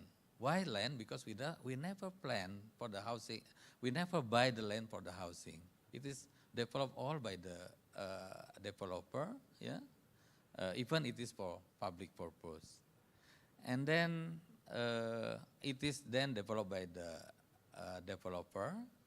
Currently, we develop also using the PPP, with the PPP approach. We have a pilot for that. We hope later it will become a main tool to develop the supply side by getting the land from the land banking. From the demand side, we have already established the BP Tapera, and then from the primary sector, we have a BTN and other bank, and also for the secondary market, we have a SMF. So in terms of the entity, it is already in place, Pak. So the question is now is how we do orchestration for this many organization, yeah, to answer the problem that I mentioned earlier with a big scale. Yeah, we cannot say about 200. The number is no longer 200. The number will be 1.5 million per year if we want to make the backlog become zero or close to zero into 2045 when we are in the Indonesia Emas, Gold Indonesia. Next slide. Yeah, this is only mention about the role of the stakeholder and also how we see the stakeholder. Usually we see the problem like linear from the supply. We build the house, we got the land, we got the permit, we build, and then we start for dealing with the demand by selling the house. Yeah. Next slide. So we need to change the approach. The first approach is we need to do the demand and the supply side together. Yeah. Because by knowing the off-taker from the beginning, we can make the process for building the housing become much easy, including the financial aspect as well.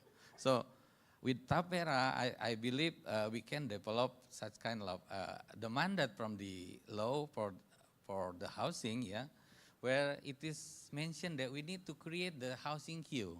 Housing queue is not only for the private sector. We buy a house, then we got the NUP, number of pembelian. Yeah. Then I think we need also create something for low income household, yeah. And then they know exactly when they can get the housing. And then we know also when the backlog will become zero. And then with that data, we can prepare what kind of program that we can create. Next. Yeah, this is the program that we want, that I mentioned. We need to answer the problem of the urban area. Why the number of the vertical housing is very small?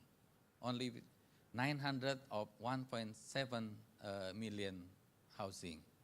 Because, yeah, one is, of course, from the supply side, we need to identify the problem and come up with the new solution. But also from the demand side. Yeah, the demand side, the mortgage that we create is only fit, yeah, for the landed. That's why we need to propose what we call the staircasing ownership. Yeah, staircasing share ownership. Yeah. Staircasing share ownership. It means we divide the mortgage into two parts. One part, say for example, 60% will be owned by the government with low interest, and the 40% will become a commercial mortgage. With that approach, the payment monthly payment will be reduced at least half of that. With that approach, yeah, we can allow, yeah, the low-income people can buy housing in the urban area. It can answer the zero down payment of DKI. In DKI, they increase the beneficiary with 14 million, which is, it is no longer low-income people. But with this approach, we can back again to decile 4 to buy a housing in the urban area. And then we go also to the rental housing. The issue is not only about ownership, yeah.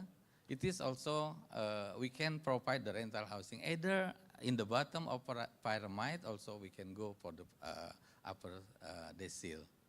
And the other issue is also about the non-peak income, which is 60% of the household in Indonesia.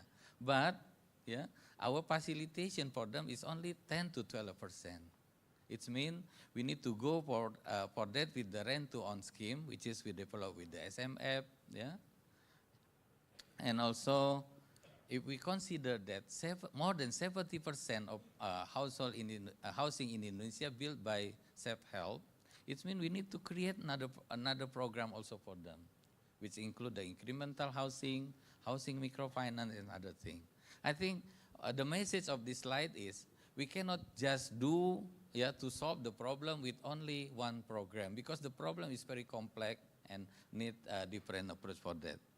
Then the next one is about the green itself. Yeah, green is not only green, I believe. Yeah, I want to connect this. Why don't we do transformation to green housing and green building? Yeah, while we answer the problem of the housing itself. Yeah, it is not just following other country with green, then we got green. We want to make green, but we answer our core problem in the housing sector, yeah? And then why we choose the public housing? Public housing is regulated and facility. That's why I believe it will be much controllable, much easy to go for that, yeah? As mentioned by Pak Luka before, yeah? We need to make like a common standard for that, yeah? Say for example, in 2023, we have 220,000 units of the public housing.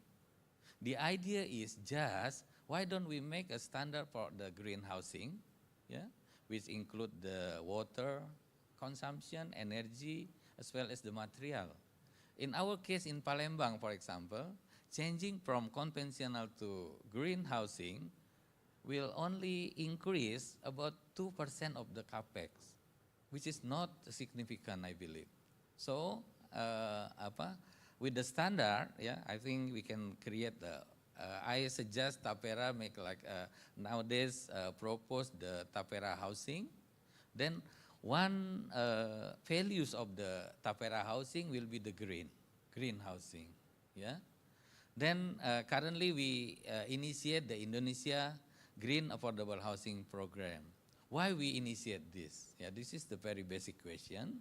Usually we discuss about energy efficient mortgage, energy efficient bond, and something like that from the financial aspect. But later on we forget. We cannot spend that facilities because we don't have any housing that green. That's why we need to go with two approach.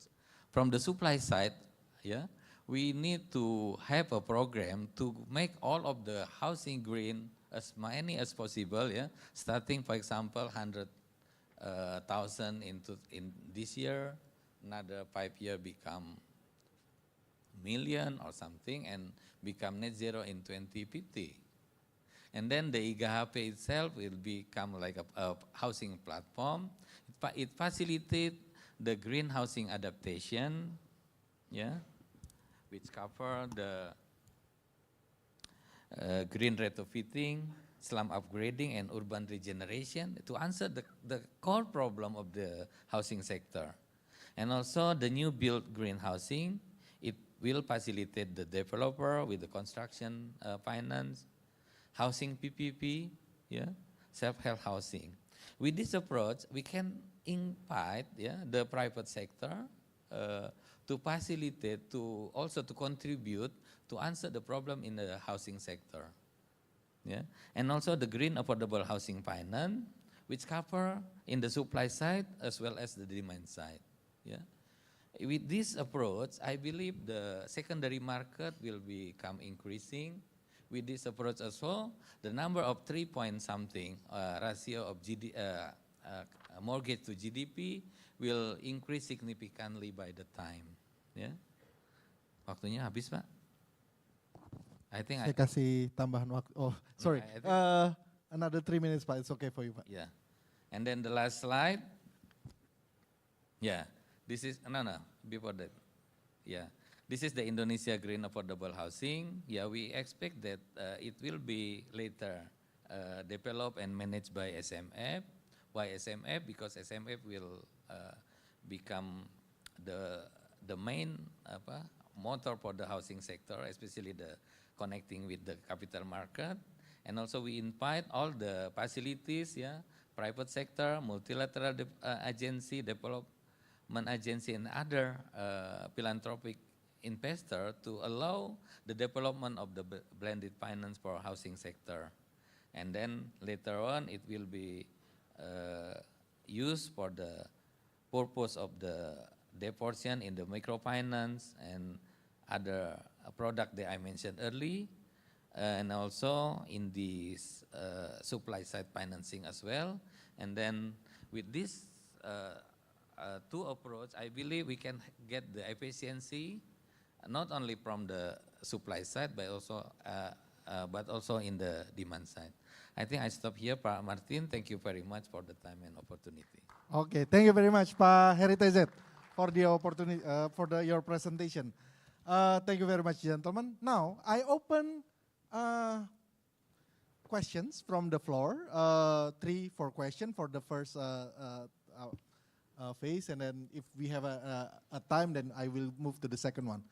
Any question from the floor? If there is no question, then I will take this opportunity to ask the panelists a question. Is there any question?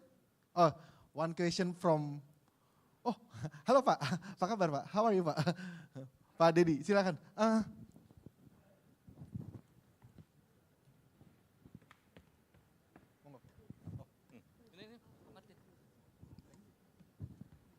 Silakan Pak. Pak Dedi, punten Pak. Please introduce yourself, yes, and then Sure. silakan, monggo Pak. Thank you very much. I'm Dedi Priyatna, Board of Commissioner of PTSMF. I would like to ask first to the European and also the Japanese.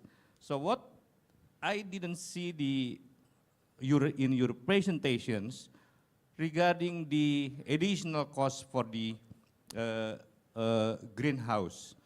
So as you know, maybe for Indonesia it's really have the very big impact because greenhouse will increase the additional costs. So how both of you solve the problem in order to, to reduce the burden for the customers, especially the low-income peoples. So is there any subsidy for them, especially for the low-income people, because of this increasing of the cost of the greenhouse? That for both of you. And then for Indonesian side also, what is your plan to solve this problem of additional cost of the greenhouse in order to reduce the impact for the low-income peoples? So for both of you also from the European and Japanese, from Japan, in the first time you initiating the greenhouse development, did you get the grant funding from the say climate change institutions or green development institutions or some of the institutions like that? So if you get that one or you don't get one, even you don't get that kind of funding, how Indonesian's government can get that kind of funding from the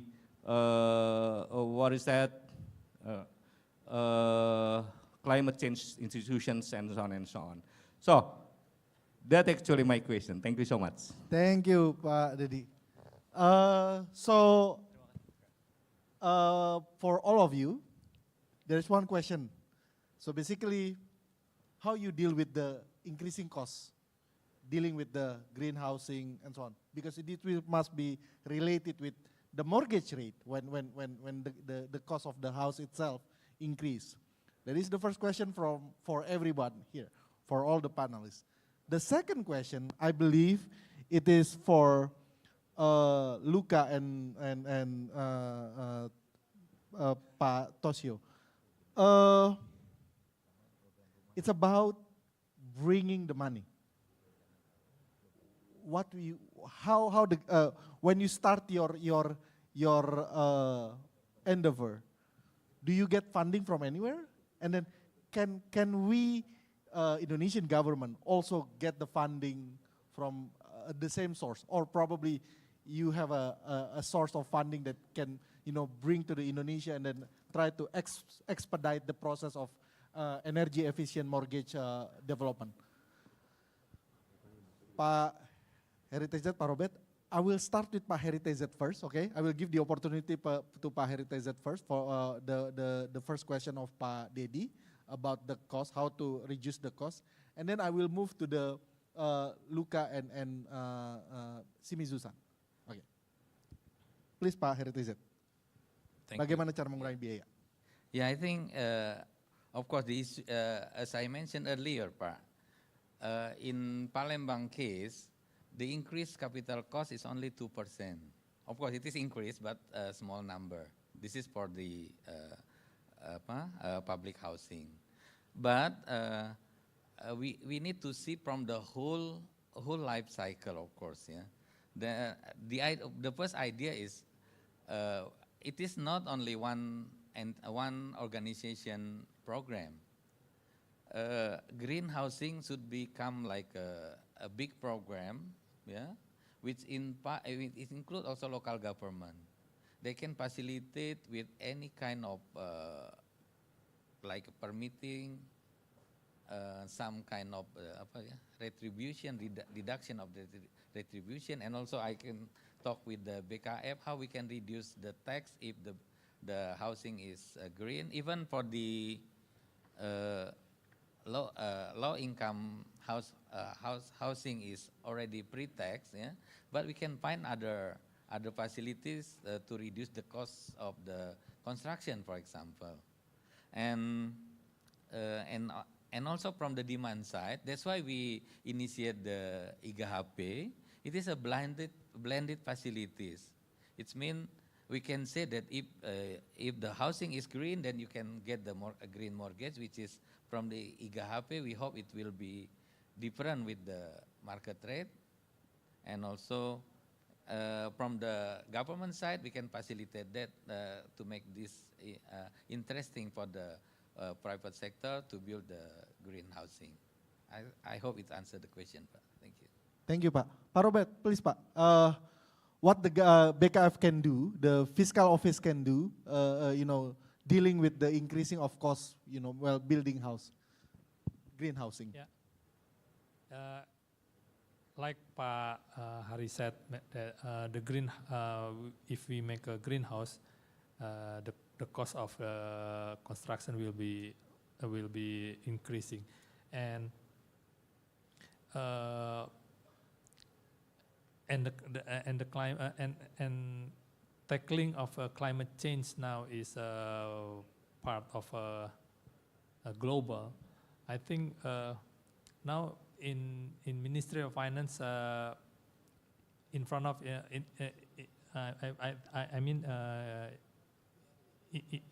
on the front on to how to collaborate the fund, the global fund, to tackle climate change. For example, like I said, the GCF or other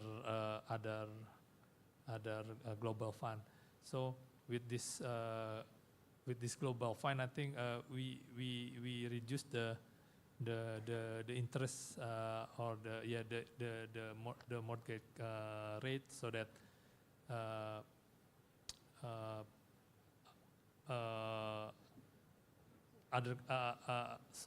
Indonesia can move to provide more greenhouse. I think with the collaboration of a global fund, I think we have to mobilize that. So that's really a good answer. That global collaboration, global collaborative work. Now, go to thank you, Pak Robert. Pak Dedi, I hope that answer your question. Go to Luca. Luca, what is your answer for the first part? And then I believe the second question also you can give a clearer answer. Please, Luca. Yeah, well, thank you very much for the question. I think this is the question. I mean, without answering this question, we cannot start the business model. I think that there are three ways to address this issue. I mean, the cost will increase, for sure. And also, cost of housing is increasing anyhow in most of the countries because of the labor costs, because of material costs, because of different impact. An answer came from a conference a few weeks ago in Europe. They told me, look, it's true, the bathroom in the house is a luxury. I mean, would you buy now a house without a bathroom? I mean, that was the house of my grandfather. Had no bathroom, the house of my... So, I mean, it's also an evolution of the standards in the house. That is, we are seeing now a jump. There are three ways to address the cost. First of all, subsidies. The state can give subsidies, so public support. But this is a risky one because can actually trigger a speculation on prices. We have seen this, for example, in Italy, the country where I come from. They have done 110% of state support on retrofitting. Simply the price doubled. So, I mean, this is not the solution. We see a lot of our banks in their label that they are doing something very interesting. For example, they offer to freeze the monthly installment for families in the period of the retrofitting. So if you buy the house today, they say you pay me only the interest rate, you start to pay me the capital only after the works of renovation, when your energy bill will go down. This is a very nice way to help families, especially young families, to enter in the mortgage game. And then there is a third element, I think the most important, the building an ecosystem and create more supply, more competition. So in our idea, we want also to supply special loans to small, medium enterprises because they can train their staff. There is a problem of staff. Staff is not trained for green housing. So we need to help small and medium enterprises, developers, to make strategic investment. Banks can do a lot because if you provide a value chain support, you can invite companies working in the housing to increase their capacity to supply.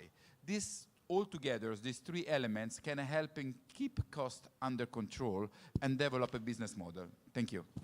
Thank you. Luca, Pak Shimizu, sorry, Mr. Shimizu, I will go directly to Luca. What about the second questions about getting the funding? You know, when you start your initiative in European Union, where did you get the funding? And then, is it any possibility that Indonesia or ASEAN can get the funding as well? Yes. Well, honestly, I'm very grateful for what the European Union is giving to us. We were a bunch of citizens with an idea of making green label. The European Union gave us a lot of millions to actually develop this idea. There is a selection, you have to participate, and the European Union does this for European countries, but also for all emerging countries. So there are plenty of projects of the European Union where the European Union can finance projects in this region via either the European Commission or either the European Investment Bank. But what we are doing as a federation, we are trying to coordinate the action of multi-stakeholders, the World Bank, IFC, EBRD. They could all have an interest in making investment in this region, and we can coordinate the Asian Development Bank.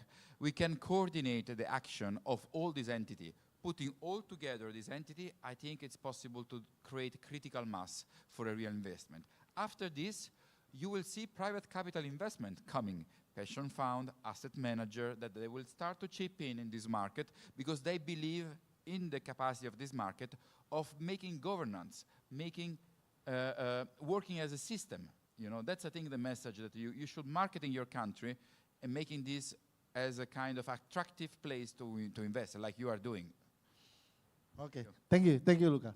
Now go to Mr. Shimizu. The first question: what is the experiences from Japan? You know, dealing with the increase of cost, the housing cost, yes. for because of the becoming green, and then the second one about the funding. Yes, thank you so much. Thank you for good questions. Like Europe and other countries in Japan, tax reduction and subsidies and low interest rate mortgage. So, and the cost is it depends on what the household install equipment, the solar power panel or durable, make housing durable or resilient for long use. So it depends on how the households choose the house. So and the finding in my case, JHF is JHF. We issue MBS and straight bond. In straight bond, we issued a green bond. So, and 2 years ago, we issued a bond guaranteed by government. So, government promote green finance. So, the government give us the guarantee. So we can fund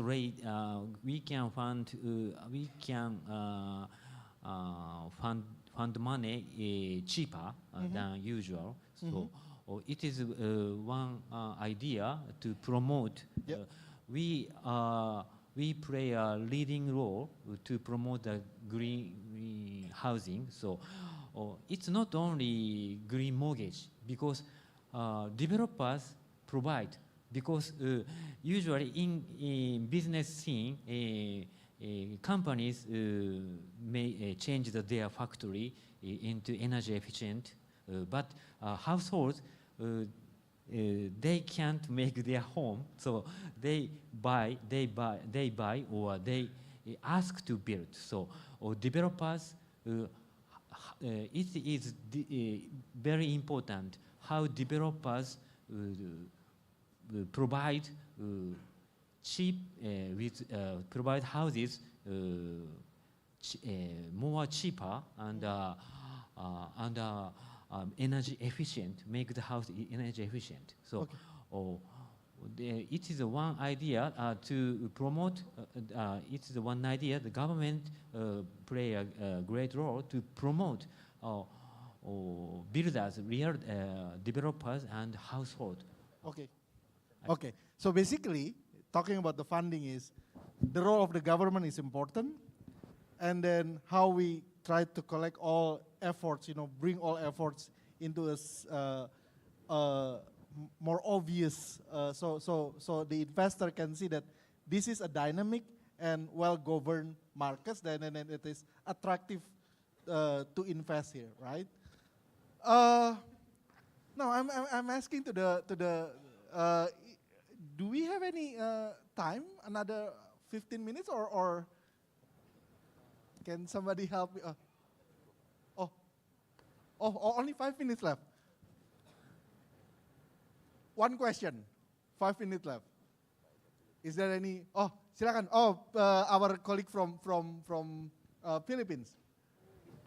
Please introduce yourself and then. Hi, good afternoon. I'm Rodel from Philippines, from National Home Mortgage Finance Corporation. First and foremost, I'd like to congratulate the gentlemen upstairs for not talking about only housing, financing, but greatly on environment. So my question is, how can we really balance sustaining environment over housing affordability, since it seems that if we want to protect our environment, we need to pay more. And in the Philippines, we have this program that we provide incentives and very low interest to the housing developer and the home buyer if the project is composed of green housing. Unfortunately, majority of the home buyers don't prefer to buy a green housing, mainly because of the cost. And then the developer don't want to create or provide the project units to create a unit that are for sustainable housing or for green housing, again, mainly because of the cost of the construction. So how do we balance that? Where government providing incentive, government providing low interest, 3% per annum for the mortgage, for the loan. Unfortunately, we don't have takers for that kind of project. So maybe a good gentleman can also provide us a help so we can engage directly to the developers to greatly promote green housing in the Philippines. Thank you. Thank you. Thank you, sir. So, question for everyone here. How to balance between, on one side, there is fulfilling the demand, and then there is, there is a chicken and egg game here. The consumers say that I do not want to buy because it is really expensive, yet at the same time, there is a objective to reduce the backlog. And then if there is any green housing in the market, or probably not. So basically, what is your short answer to balance the situation? I will start with Pa Shimizu. Mr. Shimizu, please. Thank you for asking. In Japan, first of all, I would like to mention SDGs and carbon net zero are urgent, and however, needs of customers are more important. Okay. So, and because the customers' need is very important for product development, mortgage lender, not only mortgage lender by developers. So, customer needs also influence developers' business mind as well. It takes time. So the more customers want green or energy efficient houses, the more developers construct them to fulfill such needs. So how to generate customer needs for green housing. So it's a crucial challenge. So the government can play a great role to promote Okay. the market. Okay. Thank you. Both sides, I think. Please, Luca. Yeah, I think legislation is changing so radically that is making, having a huge impact on demand and supply. So the European institutions are working on both sides, are simply making it legal to do house not in standard with the legislation. Actually, you have to have a 20% improvement every year on the house that you built and completely new. And they're changing the demand, so a lot of countries are making impossible to sell or rent a house which is not energy efficient. So actually, they are killing the market for the non-houses. Just to make an example, in Belgium, since last year, if you rent an apartment, you can have the inflation only if the apartment is green. So if your apartment is not green, you cannot update the inflation to the renter. In France, you cannot sell anymore a house which is category G, which is the lowest in France, and starting from 28 will be category F. So simply, if you don't improve your house, you will not sell the house, or you will sell the house for a much lower price. It's a carrot and stick. Yeah. So they give incentive, but if you don't take the incentive, well, you will pay the price afterwards. Everyone knows it, and no one will buy a house with a low energy efficiency level now in the European market for the same price. Thank you, Luca. Now I jump to Pak Heritage. Silakan, Pak. Yeah, Mr. Luca already answered the question actually. Yeah, but for me, yeah, to make this work, we need, the first one is we need to make this green as a program. We need to transform, yeah, to a green housing, and at the end of the day, the one that not green is not okay for us, something like that. Then we need combine, and also we need to apply this incentive as well as incentive. For this incentive, for example, it is much easy if we go to the public housing because it is 100% regulated.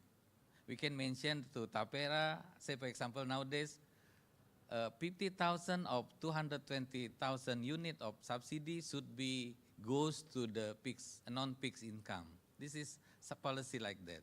Then we can say, of course, with the same approach, 50% of the housing that distributed to the low-income people should be green. Or if we go to the subsidy, the amount of subsidy, for example, if we use the interest subsidy, if we give all with the 5%, it means that we give subsidy for the 4%. If it is green, then okay with the 4%. But if it is not green, we increase to only we give 3% or something. So I mean, the strong government should be there. Otherwise, it is just like a seminar like that, Pak. Okay, thank you, Pak Heritage. Pak Robert, you want to jump in? Okay, Pak Robert. So, ladies and gentlemen, we are arrived at the end of the session. Thank you very much for your attention. Please give a round of applause to our panelists. You know, green housing is a long and windy road. But this long and windy road seems nothing if we walk together. So I hope this is a starting point for our collaborative works, you know, for the green, efficient housing mortgage development. Thank you very much, and then see you for the next seminar. Bye. Thank you, Bapak Martin Daniel, for running the discussion with some of key takeaways, and also thank you for all the panelists for sharing your valuable insights. Please return to your seat.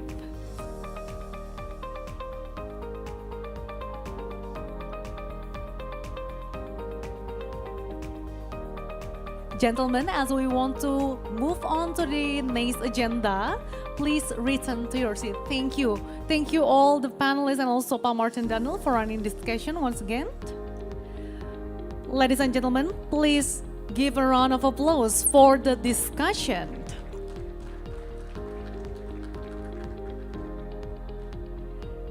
Ladies and gentlemen, our distinguished guests, we would like to hear the closing remarks from Assistant of Minister for Financial Services and Capital Market. Please welcome Bapak Arief Wibisono.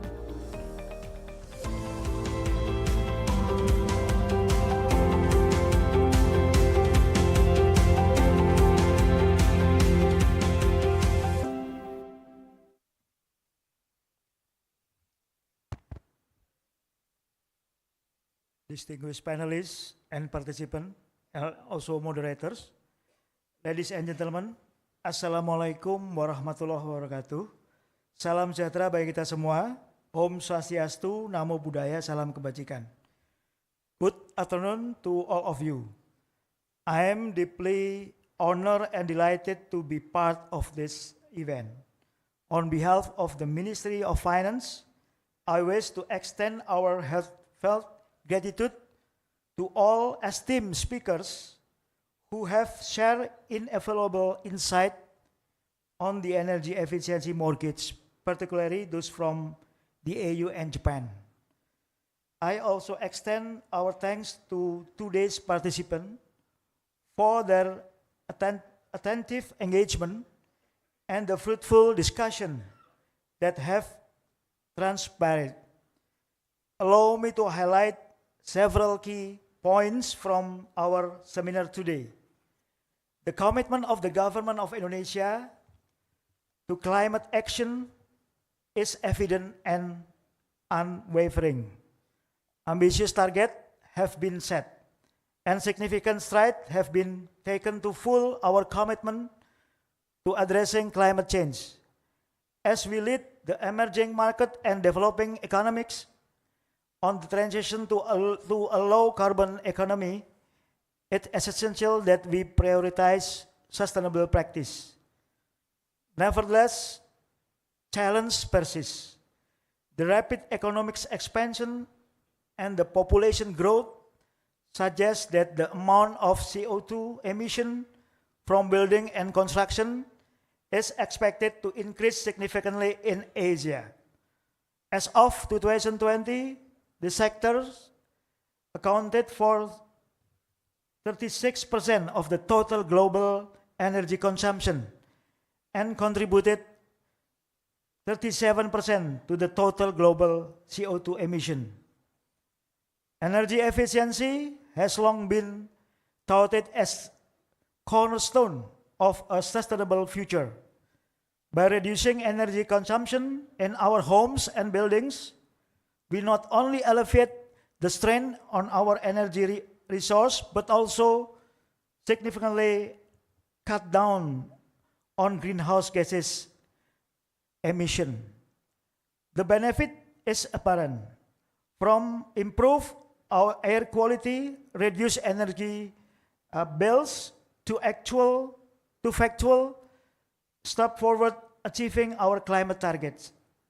While sustainable building is a sector that can be incentivized through fiscal tools.